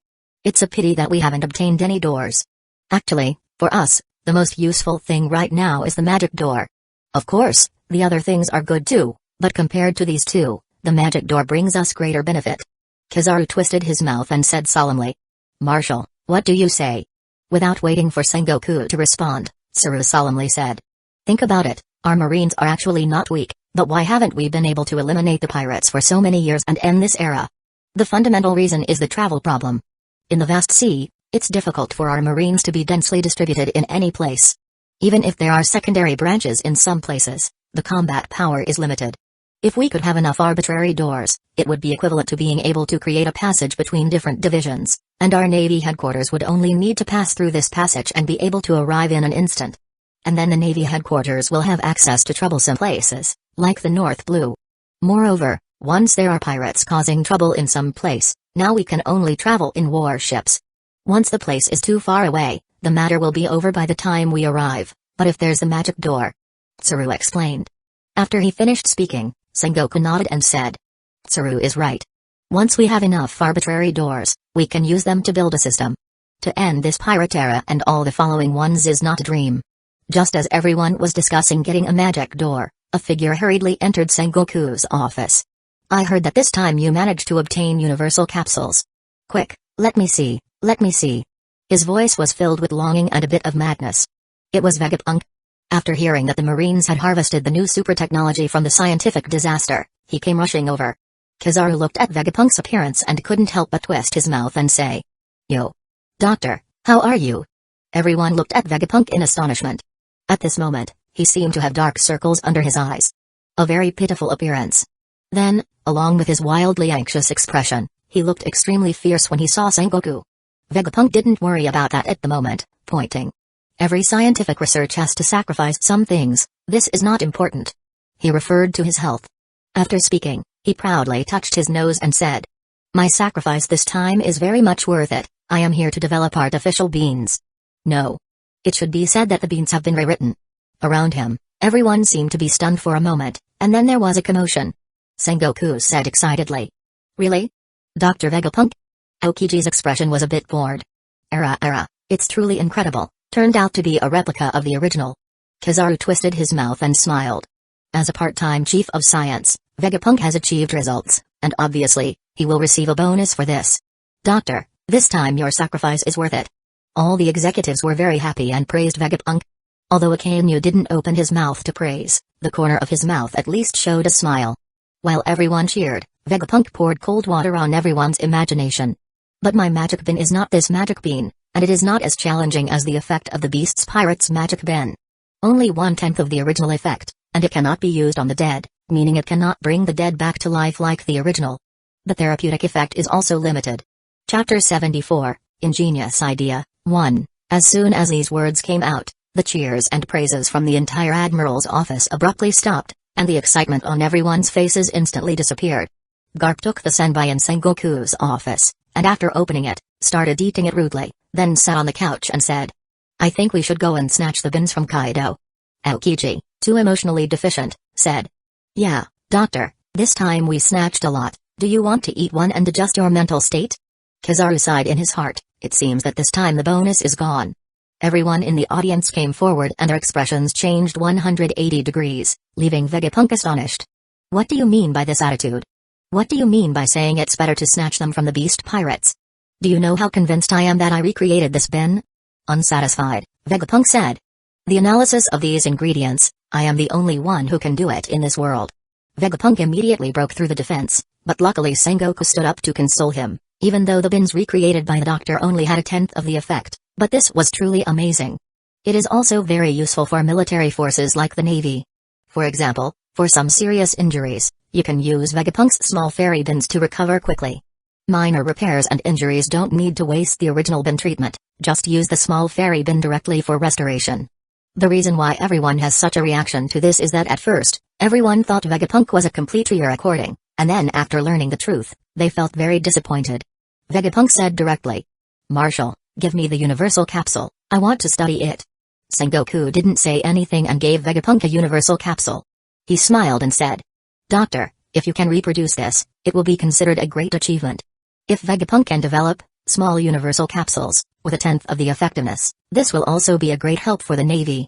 As long as the quantity is sufficient, it can be comparable to the universal capsules of the beast pirates. After receiving the universal capsule, the mad scientist Vegapunk completely forgot about the blow the Marines had just given him. He began to look at the universal capsule, and after Sengoku told him how to use it, he experimented with it, and when he saw the function of the universal capsule, Vegapunk was amazed. This uses space field technology, which I always wanted to study, but it was too difficult and I gave up. But the scientific disaster is capable of achieving such perfection, it's simply not human. It's not someone from this world. Vegapunk unconsciously hit the nail on the head without realizing it. It's incredible that such perfect space technology can be developed. Vegapunk is a bit excited, as long as he can analyze it, then he can master the essential elements of space technology, and the things he couldn't overcome before can be overcome. It must be re-recorded, this time the scientific disaster must be surpassed. Excited, Vegapunk set a goal for himself. But he was stopped by Sengoku's gaze. Now that Vegapunk has gained confidence, he cannot be defeated. Soon, Vegapunk left the Admiral's office with the capsule and ran towards the ship eagerly, wanting to reach his original base as soon as possible. Egghead, and as Vegapunk left, Sengoku told everyone not to attack this scientist in the future.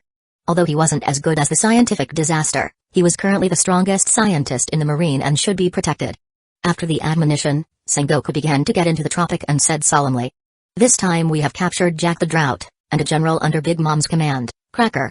Their two pirate groups will definitely not give up, so we must be ready to fight at any time." Aokiji crossed his hands in front of his chest and said with crossed legs, "Marshal, with the super technology they have, it's a little difficult to protect the naval headquarters, let alone impel down. This is indeed the most important problem Marine is facing right now." After Vegapunk took the capsule for study, Sengoku and others began discussing the impact of this battle. Sengoku feels that the Beast Pirates and Big Mom Pirates will never surrender so easily and will definitely come to rescue their subordinates. Aokiji raised the difficulty of the arbitrary gate, and all the Marine executives fell silent for a moment. For example, if the Beast Pirates and Big Mom Pirates use the gate to reach the naval headquarters in the middle of the night, even if the alarm sounds and all the Marines fight fast, there will be great losses in the early stages. Or the Beast Pirates and Big Mom Pirates will harass other divisions without fighting the naval headquarters. With the strength of the Beast Pirates and Big Mom Pirates, the other divisions are difficult to resist, which is considered a threat to the Marine. For a while, not everyone could think of a countermeasure. The Beast Pirates and Big Mom Pirates fought as guerrillas, and they had no way to deal with it. Damn it! How can technology like this be so powerful? Sengoku couldn't help but scold.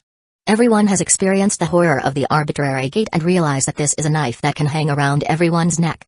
After a long while, a voice broke the silence, and when everyone looked around, they saw it was the Marine staff officer speaking.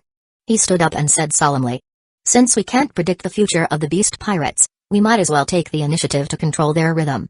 Everyone was shocked when they heard this. "Tsuru-chan, what do you mean by that?" Garp asked, not understanding what she meant. Others were lost, thinking or waiting for her next explanation. Only the eyes of the ingenious General Sengoku flickered slightly, as if he had grasped something. Tsuru continued as well. "We just need to guide them a bit and let Kaido have specific targets. Of course, the Marines will take risks during this period, but it is much lower than what we are now.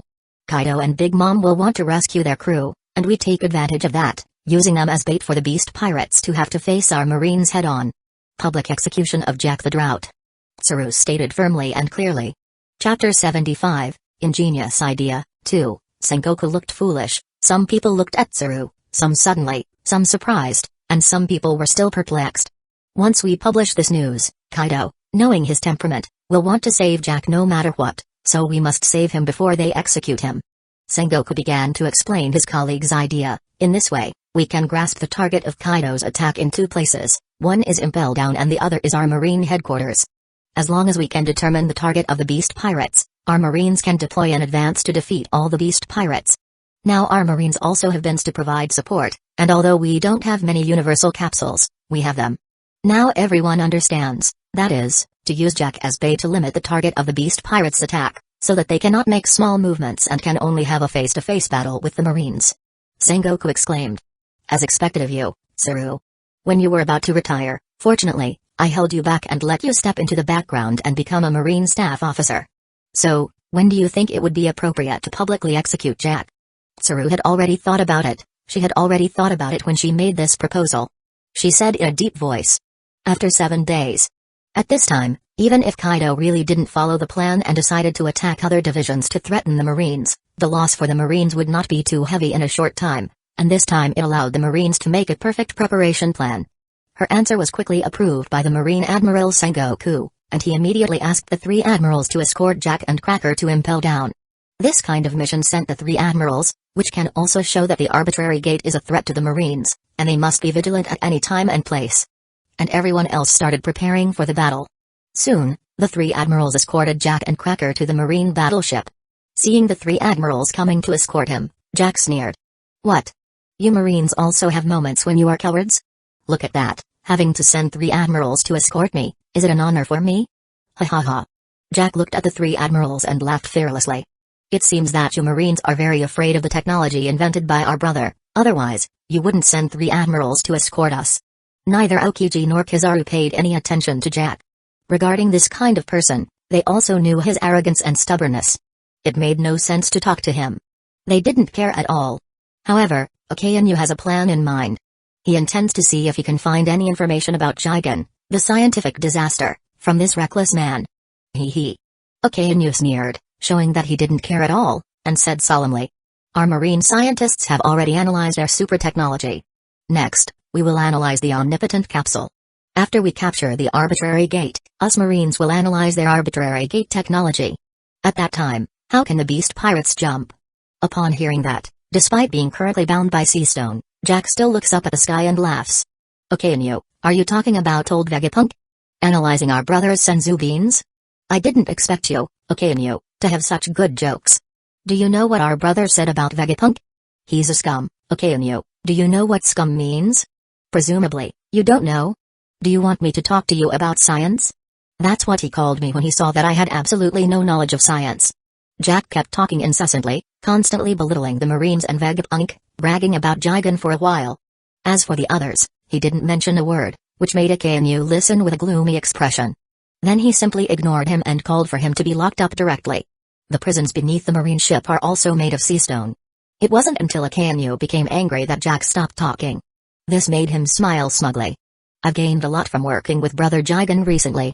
Among them, Jigen told him about some of his shortcomings and then taught him how to get angry when facing annoying people, and some special words, like scum. This is what Jigen taught Jack, and this time he applied what he recently learned to Akainu. Akainu had no choice but to leave angrily, giving Jack a sense of accomplishment. In Brother Jigen's words, "I use his 3-inch tongue to conquer and make people obey." Speaking of that, Jack paused and muttered. At the beginning, Brother Jigen seemed to say that this should be used on women.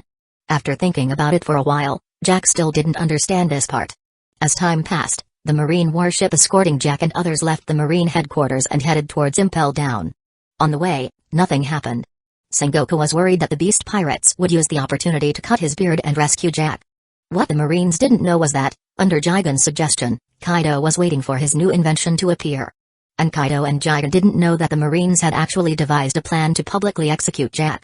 Impel Down is not too far from the marine headquarters.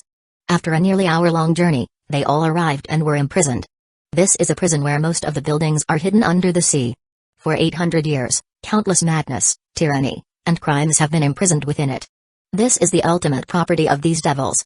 And once you came to this prison, there is basically no chance of escape. When the gates of justice slowly opened in front of the warship, the marine battleship reached its destination. Impel Down. Due to Sengoku's prior notice, Magellan, Hannibal, and a group of jailers had been waiting for a long time after the warship arrived. Soon, Jack and the others were escorted down. After seeing the 3 admirals present, Magellan couldn't help but be stunned and surprised. 3 admirals in total? Hannibal and the other jailers were also shocked. The 3 admirals gathered. This was the first time they had seen it. Do they need 3 admirals to escort these prisoners? As a guardian, Magellan was sometimes a fool, but he quickly stabilized his mood. "I didn't expect the 3 admirals to meet. It's really weird. Admirals, please come with me. The prison for these people is ready."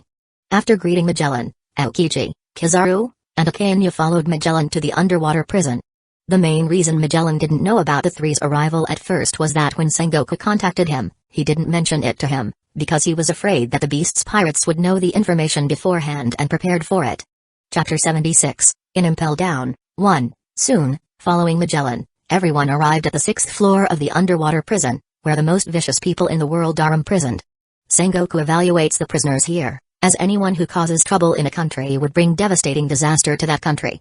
After hearing the news at this moment, these great prisoners turned their attention to the prison hallway. First, they saw Jack and others. Some of these prisoners were strong men in ancient times, and some were trapped in the underwater prison in this era, so it is said that they still know Jack and others. "Oh? Hee, turns out it's Jack from the Beast's Pirates." "Sure," you said with interest. "And a sweet commander under the command of Big Mom." Another important prisoner mocked and recognized Cracker. "It's a little unbelievable that a 4 emperors' sub-commander has been sent to the underwater prison. What's going on out there?" "So, did the Marines have a conflict with Big Mom pirates and Beast's pirates this time?" These great prisoners talked a lot and didn't care if they would offend the Marines or Jack and Cracker. They discussed recklessly. These great prisoners are arrogant and domineering, and they are not afraid to offend these people at all. But soon, Someone noticed that something was wrong. Bullet frowned. 3 admirals behind them. This made people suspicious. 3 admirals? How is that possible? They still had some understanding of Marines' behavior and the combat power of an admiral. The Marine rarely dispatches 3 admirals, not to mention escorting prisoners. However, when the escort team slowly passed by the cells, everyone was astonished. Are those guys for real? What's going on? How can a mere disaster have such a hand? It's unreasonable, this is outrageous. In the prison cell, Earl Red was very surprised. He was a strong man in physical arts back then. Seastone had no effect on people like him. After Marine defeated him, he didn't receive that treatment. Only Kong accompanied him to the underwater prison. Earl Red's observation hockey is very powerful, so it's said to be the most important existence in the world, and not only that, it is different from many observation hockey. He trained observation hockey to the maximum, which is not the same as most people who can predict the future. The other maximum is to read the inner thoughts of other people. It is because of this observational hockey ability that Earl Red has seen all the ugliness in the human heart, so he is always alone and does not form a pirate group with others. Bullet is different from Earl Red's intrigues. If he doesn't understand, he can ask directly. He said in a low voice. What's the situation? Why have the 3 admirals been sent together, and what happened to the outside world? Bullet vaguely understood that something big was happening outside. Okainu, Aokiji, and Kizaru ignored Earl Red, and no one responded to him. Chapter 76, in Impel Down, 1, Marine has regulations to not abuse or talk to prisoners. Magellan, the warden, used his authority directly and said aloud. Silence, or you will all be punished. However, how could Bullet, Red URL, Burned Eye, Hungry Wolf, and other monsters be afraid of Magellan? Quickly, everyone started clamoring. Just at this moment, Jack let out a low laugh. When these great prisoners looked down on him earlier, Jack and the others were very annoyed. Now, they took this opportunity to pretend to be coercive and regain their standing for themselves and for their affiliations. After all, they now also represent the Beasts Pirates and the Big Mom Pirates. You are a group of losers who are isolated from the world. What's happening outside is beyond your imagination. This made all the great prisoners look at Jack unfavorably. Bullet sneered. Do you have the nerve to say this too? Weren't you sent here as well? In Bullet's time, the Beasts Pirates had not fully established themselves, and by the time the Beasts Pirates began to solidify in Wano, Bullet had already been sent to the underwater prison, so he actually didn't know Jack at all. Jack chuckled softly. I'm only temporary, you know the reason why I came here, it was a Marine trick, and the 3 admirals were sent to deal with us together, otherwise we wouldn't be afraid at all. When the great prisoners heard this, they couldn't help but laugh. They just thought Jack was boasting. Does the Marine need to send 3 admirals to deal with them? What a joke. Jack ignored their laughter and said proudly.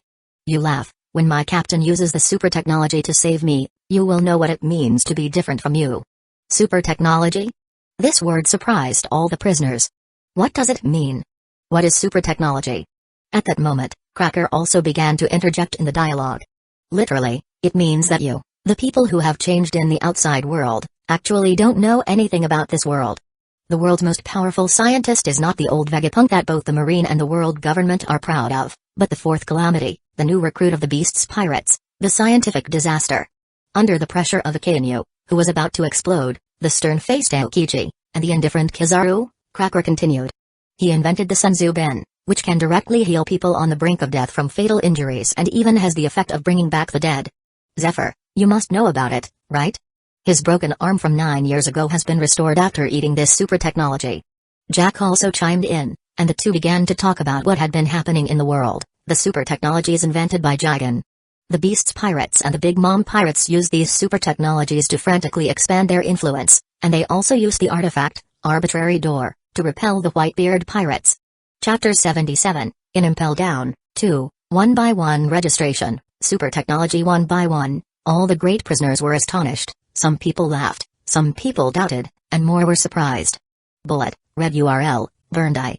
These relatively powerful former powerhouses didn't believe it at all at first, but seeing that neither Akainu, Aokiji, nor Kizaru refuted it, made them believe it a little. Is all of this true? Red Earl's eyes became deeper and deeper, while Bullet narrowed his sharp eyes. Senzu beans? That can heal wounds, even have the effect of bringing back the dead? And a door to go wherever you want? And a capsule that can contain an entire ship. Is this capsule the size of a palm? And all of this is because of a brat who joined Kaido. Everyone thought that Jack and the others were talking nonsense. That's too scandalous, isn't it? Jack and Cracker looked at everyone's evasive expressions and were confused by their words, so they couldn't help but feel excited. Ha ha ha ha. Do you know how powerful our beast pirates are? Jack couldn't contain the arrogance in his mouth. Surprised, right? Let me tell you again, the strongest in the world today are not the Whitebeard pirates, but our beast pirates. Cracker added. And our Big Mom pirates in alliance with the beast pirates. Even a celestial dragon was directly killed by my captain. If you don't believe me, ask Akainu and Kizaru. They were both there at that time, and the celestial dragon died in front of them. This time, Akainu, the ill-tempered admiral, couldn't contain himself completely. His face was ugly and he shouted loudly. Shut up. Otherwise, don't blame me for ignoring the rules and beheading you right here. It was a pity for Akainu that the world noble was killed under his protection. This was a shadow that accompanied him these last few days. Jack sneered, his expression filled with joy. Most of the great prisoners in the surroundings already believed more than half of them, because Akainu roared not in denial of what Jack said, but in disgust with what Jack said, proving that celestial dragons had been killed. The audience couldn't help but be astonished, their eyes widened. So fierce? Killing celestial dragons? Is it true or false? I still don't believe it at all. Killing celestial dragons is a big deal, even the rocks paid a high price for it, so they still didn't believe it. Magellan and Hannibal, who were leading the way at the front of the hallway, were already shocked beyond measure, and a storm surged in their hearts. They only knew that Kaido attacked celestial dragons to snatch the heavenly gold, but this time, the celestial dragons really died? Did Kaido dare to follow in his former captain's footsteps and kill the world nobles? The news of the celestial dragons being killed was suppressed by the Marines. Except for the fact that major external forces had their own news channels to find out, no one else knew about the killing of celestial dragons. And Magellan, Hannibal, and these people have been staying in Impel Down all this time, and the news channel for the outside world comes from the newspaper, of course. With Magellan's identity and status, if he wants to know, Sengoku would naturally tell him, but he didn't. So now, hearing that in that event, Magellan and the others were so shocked. Kaido is so fierce, and after doing this, Kaido has not been eliminated by the world government, which is enough to show the pressure that the beast pirates are exerting on the world government. This triggered a storm in their hearts. Soon, Jack, Cracker, and others were imprisoned. Okainu, who was angry, to vent his rage, threw Jack into prison, specially using his ability to engulf Jack's hand with magma. The injured Jack screamed in agony. Okainu ignored him and simply closed the door. In the cage next to Jack, Red URL, a former powerhouse with high-level observation hockey, was imprisoned. Earl Red looked at Jack, and his eyes began to flicker with a faint red light. He began to use observation hockey on Jack. He began to read Jack's mind. He wanted to determine if anything Jack had just said was true or not. That's his character. He won't fully believe someone's words. He will only believe after being sure, only believes in himself. As soon as he connected with Jack, all the information entered Red Earl's mind. He was surprised and exclaimed. It's all true. Everyone has been detained here for a long time and still knows a lot about Red Earl. Even if they don't know that Red Earl was as famous as Golden Lion and others, many people know that he is powerful. It can be said that Red Earl is very credible. After he confirmed it, no one had doubts. Everyone knew that Jack was arrogant and dominant at this moment, and everything that seemed like nonsense turned out to be true. The 6th floor of the underwater prison is buzzing. There really is a drug that can bring back the dead. Nonsense. I don't need those beans. The most powerful thing is the door that lets you go wherever you want. It's a unique artifact in this world. If I had that door, would I still be captured by the Marines? The universal capsules are also very powerful, right? If you have them, looting will be easier. By the way, who was this scientific disaster? To be able to develop so many super technologies. Bullet, Burned Eye. All these old remnants from the ancient era were very greedy. Chapter 78, Revelation Bullet was anxious to obtain these super technologies. Currently, the most desired one is the arbitrary door. With this door, he can't leave the underwater prison and be anywhere. People talk a lot about these super technologies. If they have these things, couldn't they escape directly from Impel Down? Red URL, looking directly at Jigen in Jack's heart, sees his appearance, which measures about 1.90 meters. His facial features are exquisite, with short and capable hair. His facial features are deep and his face often has a ruffian smile. This made the Red Earl very surprised. Is he so young? You must know that people with such achievements are usually older people who have accumulated a lot. How can they be so young? This cannot be described as a genius at all, it must be said that he is a monster. After confirming again, Red Earl immediately began to read Jack's mind. He also deeply investigated all the functions of the 3 super technologies. At this moment, The red light in Red Earl's eyes suddenly shone and he discovered something new in Jack's heart. This is... The Red Earl was surprised. He found something new that Jack didn't mention a moment ago. It is new technology. After gradually understanding it, Red Earl couldn't help but exclaim. This new technology is too powerful, isn't it? The Red Earl's exclamation quickly drew the attention of the quartet, and everyone couldn't help but look at the Red Earl. What? New technology? What do you mean, old man? Bullet asked immediately. Just now, those super technologies caught everyone's attention. Now, after hearing that there are new technologies, everyone is very concerned. Originally, the three admirals planned to leave after throwing Jack and the others into prison, but after hearing the Red Earl's exclamation, they turned around. Surprise and a trace of solemnity appeared on their faces, and their hearts couldn't help but tighten. New technology? Did that bastard invent a new technology? Aokiji, Kizaru, and Akainu looked at the Red Earl without compromise, wondering if this man was mistaken. Akainu asked gruffly. What new technology are you talking about? Jack didn't want to be exposed. He wanted to stop the Red URL, but now he was bound by Seastone and had no power. He had no choice but to say. If you dare to say it, when Kaido-sama comes, he will definitely kill you. The more Jack acted like this, the more certain the three admirals were about one thing, namely, the scientific disaster really invented a new technology. Akainu was a bit excited and took a step forward. Speak up. You don't need to worry about tracking issues. If the information is correct, the Navy will protect your safety in tracking. This matter is very important. After all, while escorting Jack to Impel Down, when the Admiral bowed, everyone decided to use Jack as bait to have a face-to-face competition with the Beast's pirates, completely erasing the Beast's pirates.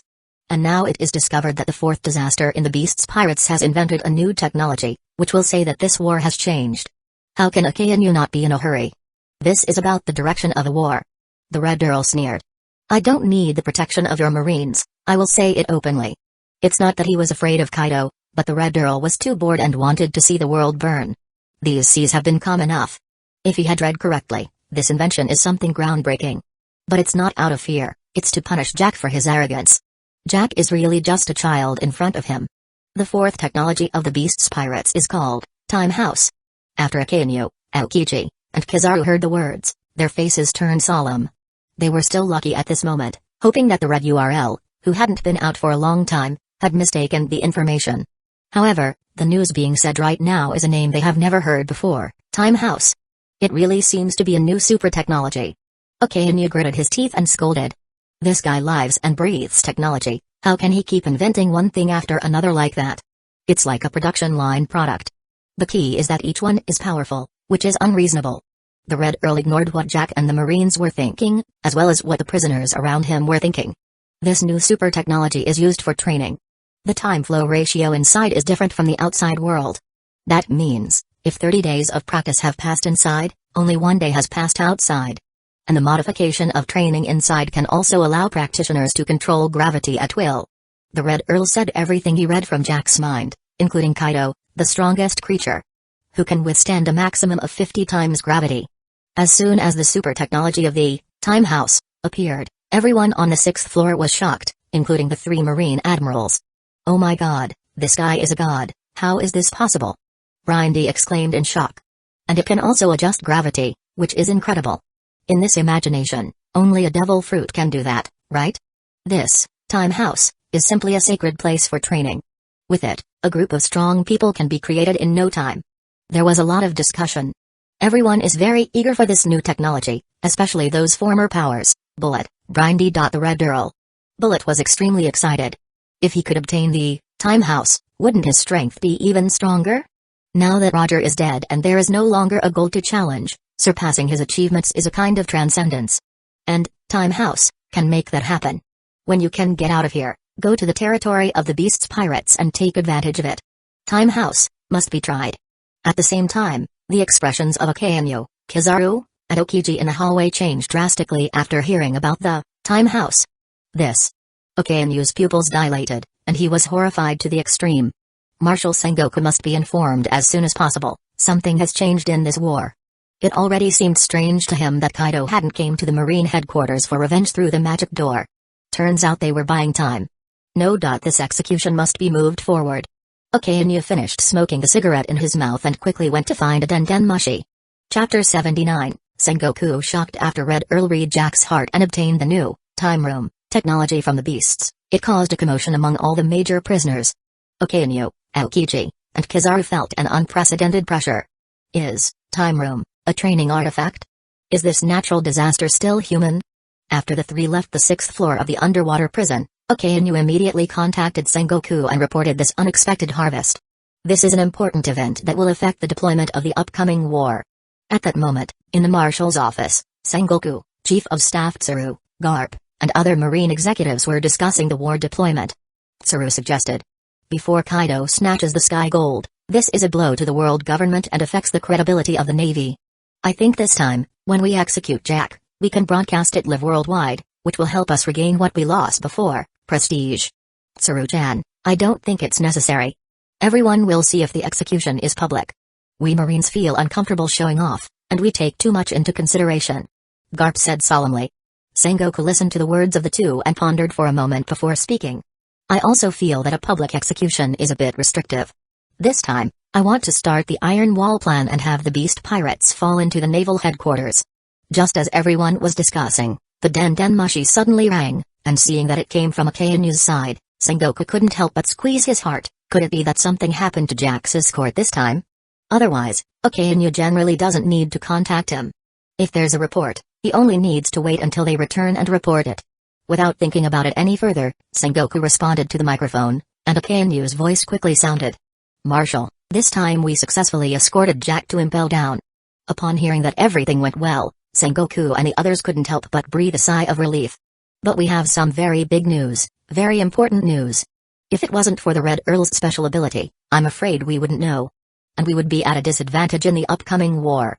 Upon hearing Akainu's words, Sengoku's eyes became solemn, as did Garp, Tsuru, and others. They have all been in the military for many years and naturally know the Red URL, and they also know the specialty of his observation hockey. And will the news Akainu received really affect the upcoming war? This is a bit scary. Sengoku repeated. What happened?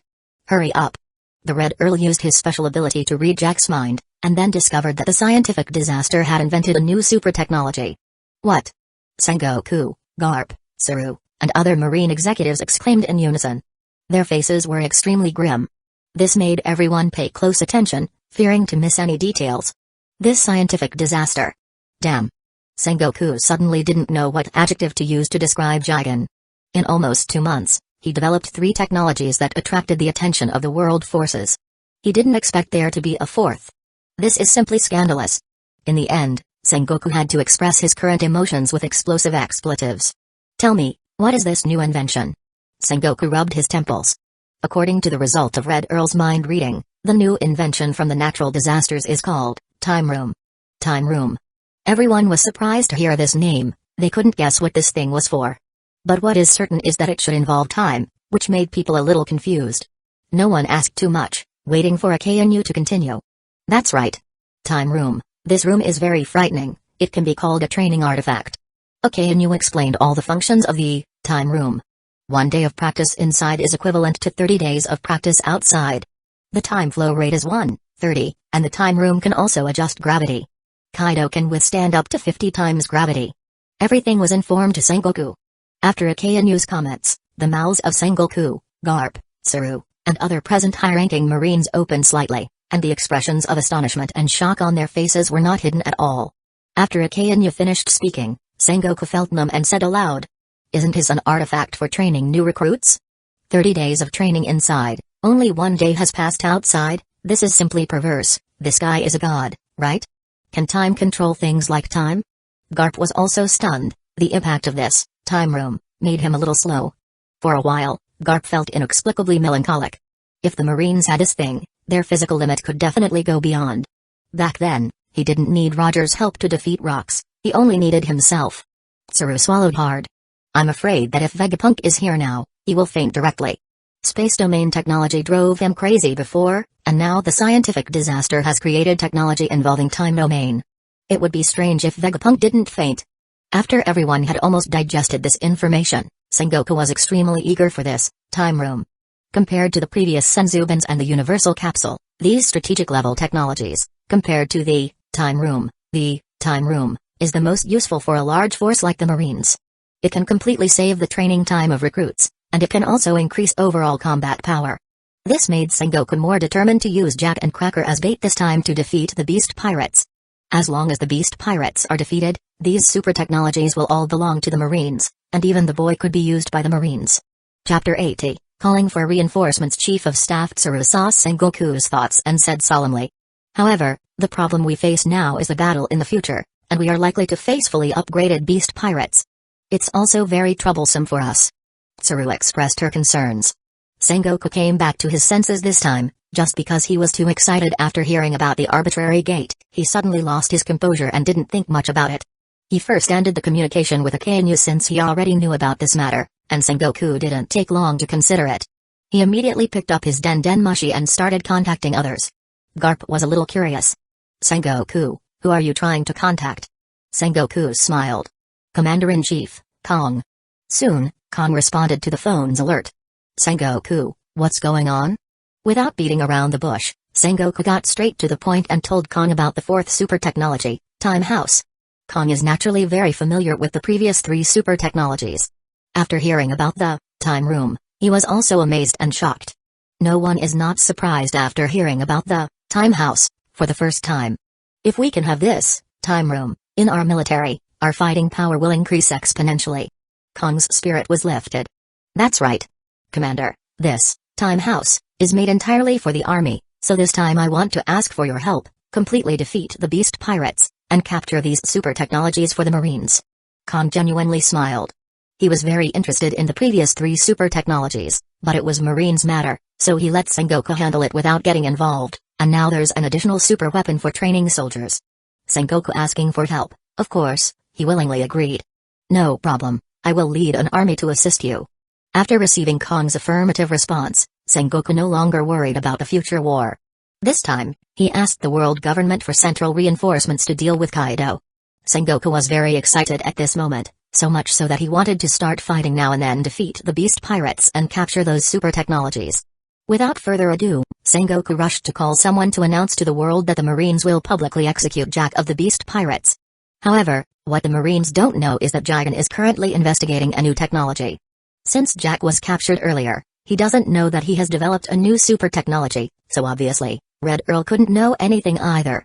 Therefore, the Marines are unaware of this information. The efficiency of the Marine announcement is also extremely fast. After all, soldiers never postpone things. After the announcement was made, main force spies immediately reported the announcement to their own forces, and with Marines' intentional dissemination, even common people quickly received the news, and the whole world became a sensation.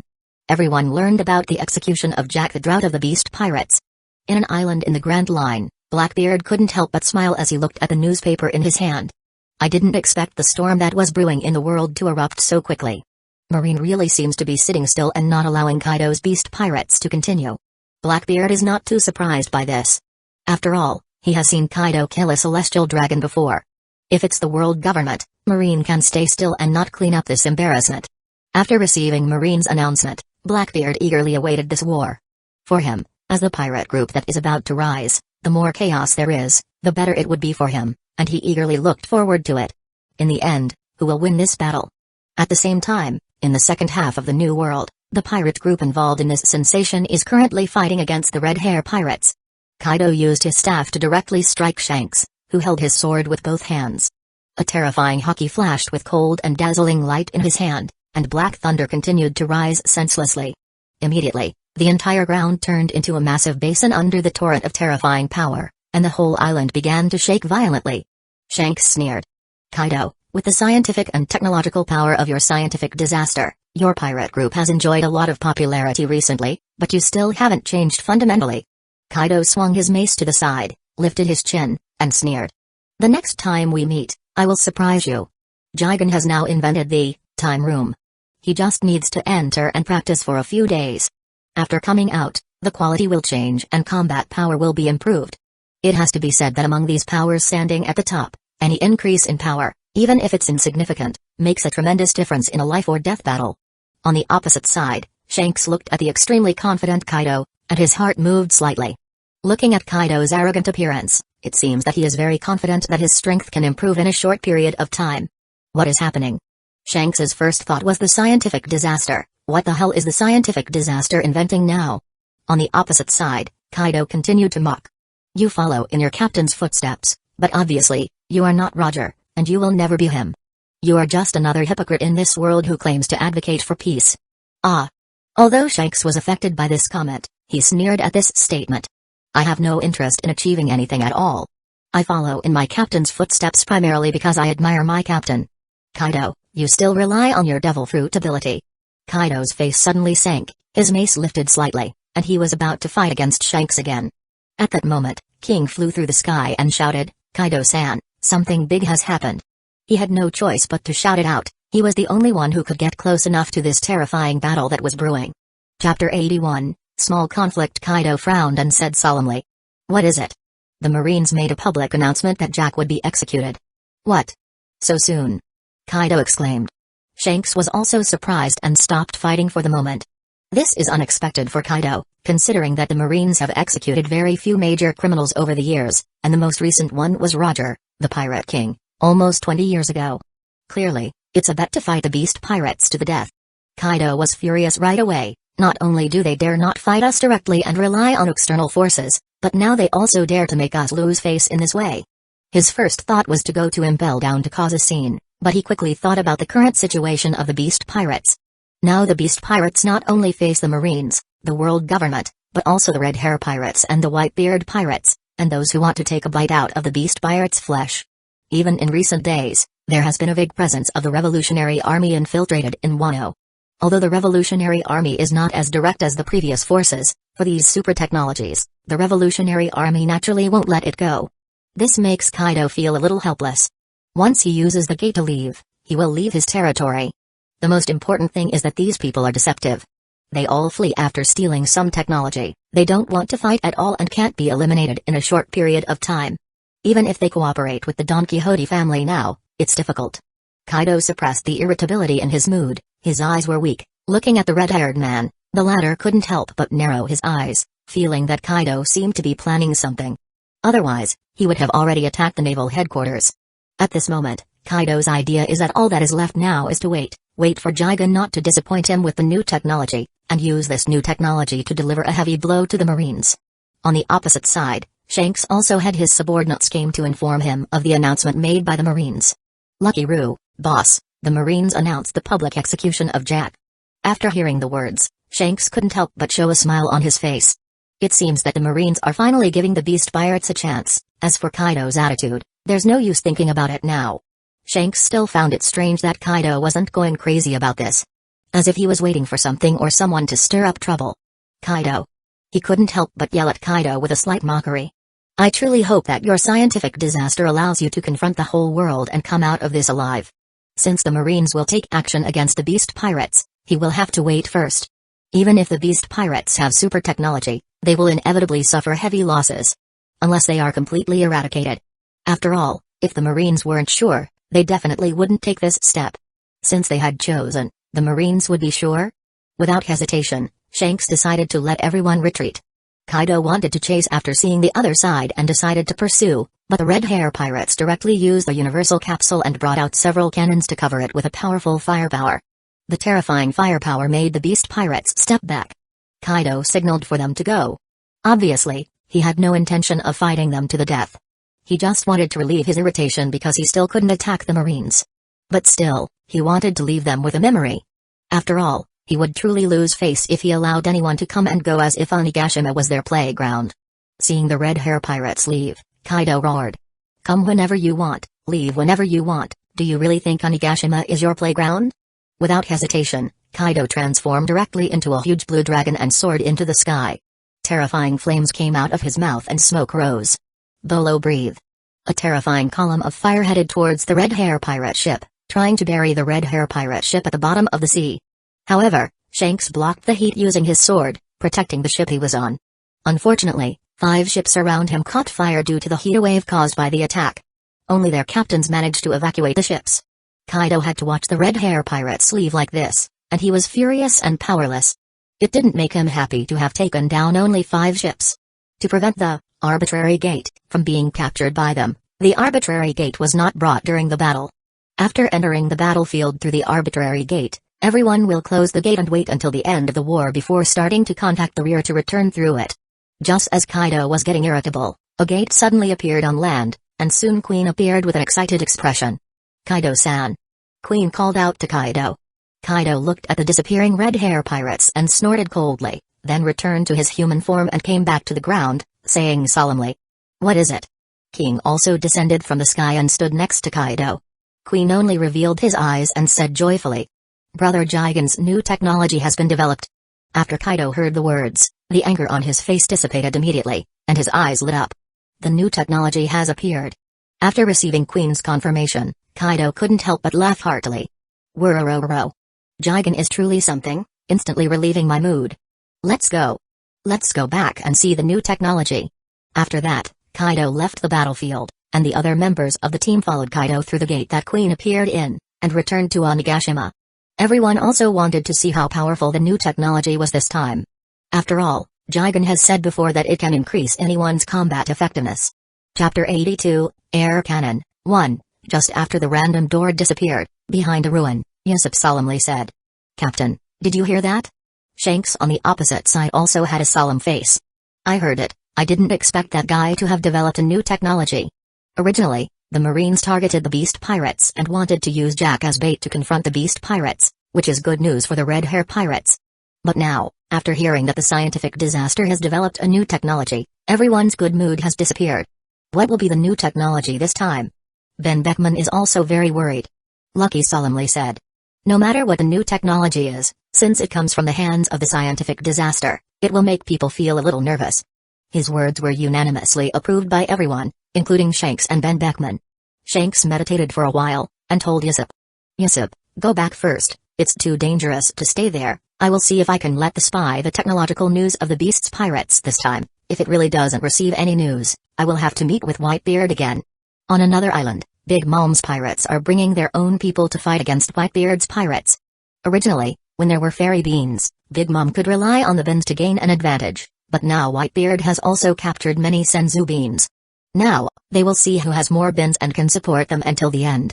"Whitebeard, when I was on the ship, you were the one I hated the most. You had no ambitions at all." Big Mom was very annoyed by Whitebeard's intervention in this conflict. "Linlin, don't talk nonsense. You only hated me because I was one of the few men who escaped from your clutches," Whitebeard said as he attacked. This comment made Big Mom tremble with anger, and she directly used Napoleon in her hand to attack Whitebeard. Ike with a long knife in Whitebeard's hand danced, forming a hurricane, and the black thunder continued to intertwine. Clash. The two conquerors' hockey attacks collided with each other. After a long stalemate, Big Mom was hit by Whitebeard and fell to the ground. Whitebeard only took a few steps back and quickly stabilized his figure. "Linlin, you're still weak, you were the weakest of the four back then," Whitebeard mocked. This made Big Mom grit her teeth in anger, and she was about to continue fighting with Whitebeard. At that moment, Kitakuri rushed to stop his mother and whispered in her ear, "Mom, that brat has developed a new technology." Now. After hearing the words, Big Mom filled with joy. Mama. It's about time." Kitakuri nodded. "That's right. King has contacted me, the news is true." He immediately stood up, smiled at Whitebeard, and said, "New gate, wait, I will definitely cut you into pieces the next time we meet." Leaving this sentence behind, Big Mom ignored Whitebeard and left the battlefield with the help of Zeus. Facing him, Whitebeard frowned and whispered, "It's that disaster again." After taking the senzu bin for the first time, his observation haki naturally returned to its peak, so even if Kitakuri speaks softly, it is no problem for Whitebeard to hear it. This sentence combined with Big Mom's arrogance, Whitebeard thinks it is very likely that the scientific disaster of the Beast Pirates has developed a new technology. How can they develop new technologies in just 3 days? This is no longer human. Whitebeard is a little speechless. This speed is too fast. Is there no problem with research and development? Is there no technology that needs to be conquered? Is everything really that simple? Anyway, if it's true, it won't be as fun. Whitebeard did not continue to pursue Big Mom. This time, he also took many beans. The goal was 190%. Both sides couldn't directly kill each other when they had many in their hands, so it didn't make sense. The top priority is to call the spy to quickly gather information and see what kind of new technology the beasts have come up with this time, so that the next time they encounter them, they can deal with them. Soon, Whitebeard also let his subordinates rearrange the harvest this time and then left the battlefield. The battles on the peripheral battlefields ended one after another. On the 7 warlords of the seas side, Doflamingo led his Don Quixote family to fight against Hawkeye. Mihawk's slash directly cut Doflamingo and sent him flying. Using his devil fruit ability, Doflamingo barely blocked Mihawk's slash, and then used his strongest attack against him. When his stamina runs out, he eats a Senzubin and continues to confront Mihawk. After all, he has to obtain the qualification to acquire a magic door, so he is working hard. Just like the other technologies. What depressed him a little was that he was originally in charge of Gecko Moria and Crocodile, but he didn't expect to be faced with this terrifying and indifferent guy. Just when the two were constantly facing each other and couldn't tell who the winner was, the small Den Mushi in Doflamingo's arms rang. He stepped away and immediately answered while still keeping an eye on Mihawk. On the opposite side, King's voice sounded, "Joker, disaster has arrived, temporarily abandon the battle in the front and I will use the door to pick you up later." After speaking, King hung up the phone directly. Doflamingo hung up, although he couldn't help but laugh. "Takanim, I won't play with you for now. If you want to occupy this area, you can have it. But still, I advise you to go back to your Grand Line. The new world is about to unleash a terrible storm. I'm afraid you can't handle it alone." With that said, a random door appeared behind Doflamingo, and he and his family members left the battlefield one after another through the random door. Mihawk no longer pursued him. To him, the battle was not important at all, but he was curious about where Doflamingo's arrogance came from when he left. What exactly is this situation? Chapter 83, Air Cannon, 2. At that moment, Clem appeared out of nowhere and told Mihawk. "I just overheard a bit of their conversation. It seems that the scientific disaster has developed something new that gives the beast pirates some value." Mihawk didn't speak, but they nodded, agreeing with Clem's statement. Their eyes both shimmered, wondering what this man's new invention could be. After a while, Mihawk looked at Clem and said, "What did they manage to retrieve this time?" Clem spread his palms and there were some bins inside, and he slowly said, "Recently, the beast pirates have reduced the supply of Senzubins to their subordinates. I only managed to get these." In Onigashima everyone returned from the battlefield and arrived at the banquet hall. Today, this banquet hall was no longer used for eating, drinking, and entertaining, but had become a place for launching Jigen's new technology. At this moment, Kaido and Big Mom were present, and Doflamingo, who had just returned from the front lines, was waiting for Jigen to come here and show them the latest invention. And also to see the face of this mysterious guy. Soon, a heavy voice sounded from a passage, and the whole ground was shaking. Soon, the figure of Queen appeared, and the person he was carrying on his back was Jigen. Now that Jack had been captured by the Marines, the task of taking care of Jigen temporarily fell on Queen. Jigen had an impotent expression. This was quite embarrassing. Originally, he just wanted to walk around, but he didn't expect Queen to arrive just as they were conducting the final tests on the air cannon. And witnessing such terrifying power falling into the seas around Onigashima, he couldn't help but treat Jigen as if he were a god. This kind of technology was something they had never seen before. And the best part was that it could be used by anyone. After everyone saw Queen carrying Jigen, the Beast Pirates and Big Mom Pirates didn't feel anything. After all, they should be used to seeing how the Beast Pirates took care of Jigen, but everyone in the Don Quixote family couldn't help but widen their eyes. Before it was Jack, now it's Queen, they really have this brat on a pedestal. Treble commented. He didn't expect that the infamous scientific disaster would be so young. If he were a member of our Don Quixote family, I would also like to treat him like that. Doflamingo said with a laugh. The super technology of the natural disasters could be of great help to his family. Soon, Queen approached everyone with Jigen on his back, and after gently setting Jigen down, he smiled and said, "I made you all wait for a long time." Kaido laughed directly. "None of your inventions have disappointed us so far, so we will wait no matter how long." Kaido is right, Mama. Mama. Big Mom also agreed, she was in a very good mood at the moment. "Let's see what new things you have this time." Everyone else shouted eagerly, wanting Jigen to quickly show this new technology. Jigen laughed and stopped the nonsense. He directly took out this new research and development technology, the air cannon, from the universal capsule. This air cannon is something like a cylinder with a hole on both sides. One side is loaded in the hand and the other side is the mouth for shooting. The length is slightly normal. It's not too long, making people look small, and it doesn't interfere at all. However, this appearance also led to a very serious problem, that is, this air cannon looked like a toy. That's right. This air cannon feels like a toy. Jigen put the air cannon on his arm, smiled, and told everyone. "Everyone, this is my latest invention, the air cannon. Below, Everyone fell silent for a while, no one spoke for a while. Unlike the previous random door, universal capsule, and time room, this air cannon returns to the feeling of the first time they saw the Senzu beams. It's not very useful. It doesn't feel very powerful. If it weren't for Jigen's previous inventions, which made a deep impression on people and established great prestige in the Beast's pirates, Jigen would really lose face. However, there was actually a sarcastic voice among the crowd. Jigen-sama, are you tired of researching? Or maybe you're just not suitable for developing weapons. With this, you can't even defeat a fly. Indeed, the tone of that reckless person was serious. After all, Beast's pirates like to challenge their superiors and climb to a higher position. However, after he said this, he was met with a murderous gaze, and that gaze came from Kaido. His eyes narrowed as he directed intense killing intent towards that idiot. Under this pressure, the man spat blood and knelt on the ground. Kaido snorted coldly and said loudly, "You speak as if you've contributed something good to the Beast's pirates." Knowing Kaido, that man would already be dead. But unexpectedly, Kaido saw when Jigen raised his hand to stop him. Jigen didn't feel offended at all.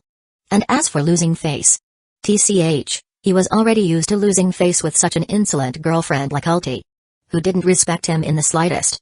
Jigen smiled and said, "Let me introduce you to the air cannon. This air cannon doesn't need to be filled with any ammunition, it just compresses the air and consumes physical strength to be launched." Jigen suddenly smiled wickedly and looked at the man who was still trembling on the ground due to Kaido's Conqueror's haki. "Without further ado, I'll show you its battle power." Seeing Jigen's calm gaze, everyone who was around the man on the ground instantly moved away from him. There's no need to be clever to know that guy was already dead. Chapter 84, Testing the Air Cannon, 1. Inside the banquet hall, Jigen began presenting his latest invention. Down below, the others were like students, their eyes filled with anticipation and excitement, waiting for Jigen's presentation. The air cannon. First, the user needs to input their own physical energy. The more input, the more condensed air, the fiercer the compression, and the more powerful the output. Everyone was curious, they didn't expect this thing to not need to be loaded with projectiles. If it doesn't load artillery projectiles and only relies on air, it can actually play a terrifying power, but in front of Devil Fruit users, this power is limited. Katakuri expressed his opinion. This is also the idea of a group of powerhouses. For powerhouses, it's not difficult to strike from the air and use a terrifying power to kill the air, but the most important thing is that this is for the same powerhouse. The damage is very limited, especially in front of the power of the demon fruit. Logia doesn't work at all. Kaido waved his hand and said, "If it can be combined with haki, it will be stronger, right?" Jigen chuckled. "Naturally I know this, and the air cannon that I developed can allow users to input any haki, and after adding armament haki, it can directly hit a Logia-type user. If used by someone experienced in haki, it can even inflict mortal damage." After Jigen's comments, everyone was filled with joy. In this way, the air cannon has the ability to threaten anyone. "Jigen, you said the user can input any haki, so can it do Conqueror's haki?" Kaido asked. "Of course," Jigen said confidently. Kaido was both surprised and delighted. This thing looks like a toy, so how do you infuse haki into it? And what about the power? In fact, this is not just a concern for Kaido, but a concern for everyone present. Jigen has no precedent in weapon development before. What will be the effect of the technological weapons he developed this time? Big Mom couldn't wait, her swollen body swayed, she jumped onto the stage and couldn't wait to say, "Kid, let me try it." Kaido immediately became alert when he saw this. "Linlin, don't forget where you are, it's not your turn to make decisions." Kaido also stepped onto the stage and approached Jigen, asking him to test it first. Jigen nodded. Taking the air cannon in his hand, Jigen adjusted it, shrinking the air cannon and putting it on his finger. Kaido was stunned by this scene, not just Kaido, Big Mom, King, Doflamingo, everyone present saw that the air cannon was in Jigen's hand, and it was only the size of a finger, and they immediately looked at each other. This. Everyone hesitated. This looks more like a toy, and it's so small. Are you sure it has power? It feels like it can't kill anyone. Kaido looked at Jigen's hand with mixed feelings, finally saying, "Jigen, can it wrap around the whole arm? At least it looks cooler, more dominant, and more intimidating to the enemy." Jigen laughed and explained. "The biggest size is the one it took at the beginning. Besides, Captain, it won't fit your arm at all. And this is also for portability. After you put on this air cannon, it won't make your hand lose its fighting ability because it's put on your hand. You can still throw any attack, it won't limit you at all. The power of the air cannon will not change due to size, It mainly depends on the strength of the user. The more physical strength is consumed, the greater the power of the condensed air, the stronger the injected haki, and the stronger the blow to the enemy. Captain Kaido, you seem impatient, try it first. Jigen smiled and took off the device from his hand and placed it on Kaido. He had to admit that Kaido's face was very funny when he tried it. Kaido nodded as he listened, then looked at Jigen and said, Jigen, so I have to use my endurance and haki? Just keep this thought in mind. Jigen replied. Without hesitation, Kaido began to inject physical strength frantically, along with his haki, until he reached the limit set by the air cannon. Kaido let out a sigh and solemnly said, I didn't expect this little thing to suck so much. Big Mom couldn't wait, she shouted. Hurry up Kaido, try it, hurry up. Kaido thought for a moment, turned his head to look at Doflamingo and solemnly said, Joker, come and withstand the attack. After Doflamingo heard the words, he had no objections and nodded directly. Alright. He was also very curious, how powerful would this thing they were all eagerly waiting for be? Furthermore, Doflamingo also saw that the air cannon was very small and felt that even if it hurt him, it wouldn't be too big. Withstand with all your might. If there is any loss, or if you die, it won't be too late to resurrect you. Kaido said jokingly. Doflamingo chuckled and challenged. Alright, do your best. Although what he said was a good response, he didn't believe it in his heart at all. This little thing could kill him. Nonsense.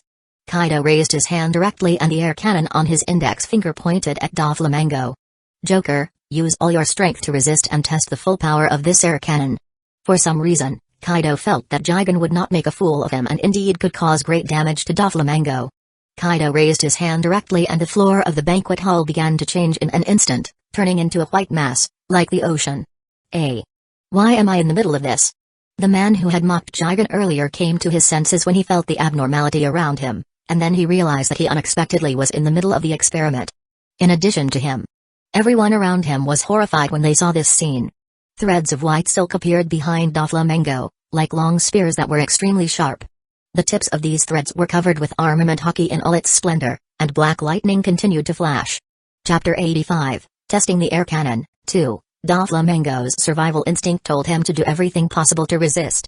Without saying any more nonsense, Kaido shouted, Joker, test my air cannon.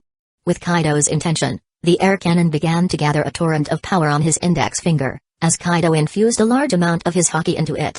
Thus, from the cannon's mouth, a black and purple thunder continued to shoot out, followed by a black lightning bolt aimed at Doflamingo.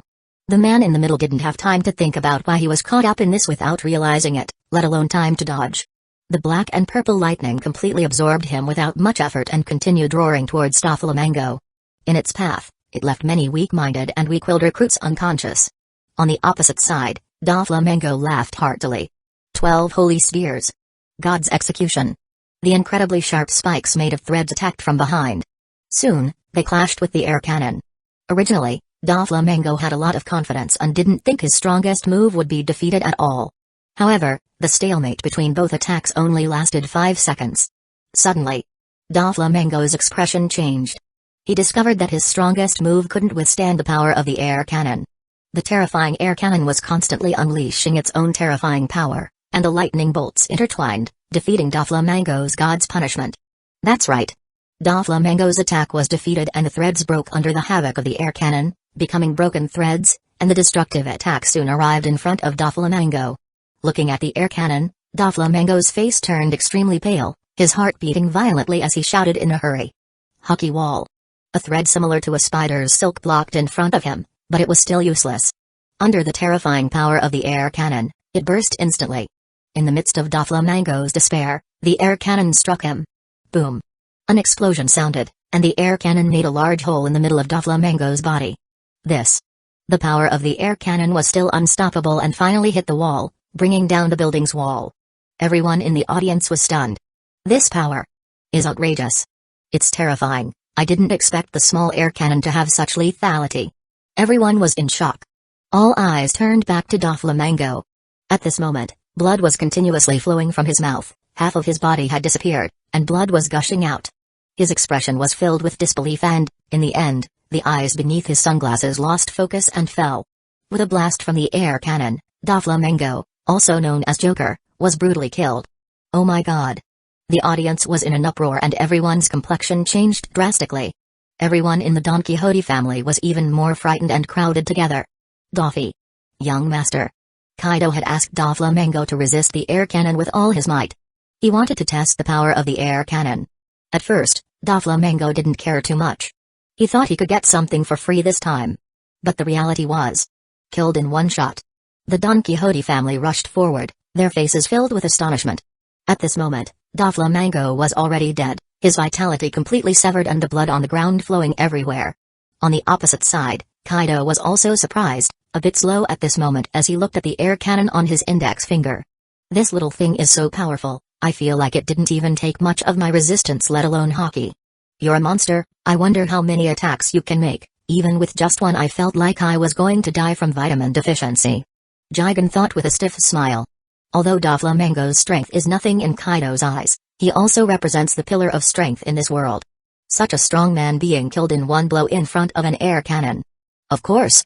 This may also be the reason why Kaido's physical strength and hockey reach their limit, but also because he is Kaido of the beasts, and his strength is at the forefront of this world, but this still cannot hide the terribleness of the air cannon.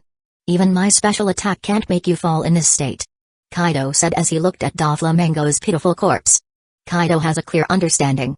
After the air cannon reaches its limit, each blow is the strongest blow of a strong person, and due to the strength of the blow, whether in terms of destructive power or penetration power, it is many times stronger than his own attack. After obtaining them, Kaido looked at Jigen excitedly and said, Jigen, the technology produced by you is truly a masterpiece. No. It can't be described as a good product, it must be said that each one is in existence like an artifact. Kaido was excited and delighted. With this thing, we can overwhelm the Marines and the world government. After seeing the power of this air cannon, Big Mom on the opposite side was also stunned. It's a bit exaggerated, can such a cannonball really kill Doflamingo? There was some frenzy in her eyes, and she must have some in her hands. Everyone else was also shocked by the air cannon, except for Ulti and Page 1, who were by Jigen's side at all times, helping him complete the air cannon as soon as possible. And Queen, of course, after seeing such terrifying power sweep through part of the sea in its last power test, immediately agreed to become Jigen's mount instead of Jack. In addition to the three of them, everyone else was frozen in place. Unable to believe that a casual attack had left Doflamingo in such a state. Chapter 86, a bug-level artifact. In your words, can you block the attack of the air cannon? Queen asked as he lit a cigarette. King remained silent, looking at the air cannon on Kaido's index finger, recalling the power that Kaido had unleashed earlier, and after a while he gave an unsure answer. It should be possible. But in battle, anything is possible. Changing, not great to say. Queen held a cigarette in his mouth with an evasive expression, smoke swirling around, and his heart was a bit turbulent. The always confident king turned out to be uncertain, which was enough to see how terrifying this air cannon was. At the same time, after being given a senzu bean, Doflamingo regained a half of his body that was blown away by the air cannon under a burst of green light. After seeing the device on Kaido's index finger, his face was filled with horror. This thing is too terrifying, it can even deceive anyone. Doflamingo brushed off the dust on his clothes and said, after it went through my best attack, it was difficult for me to react.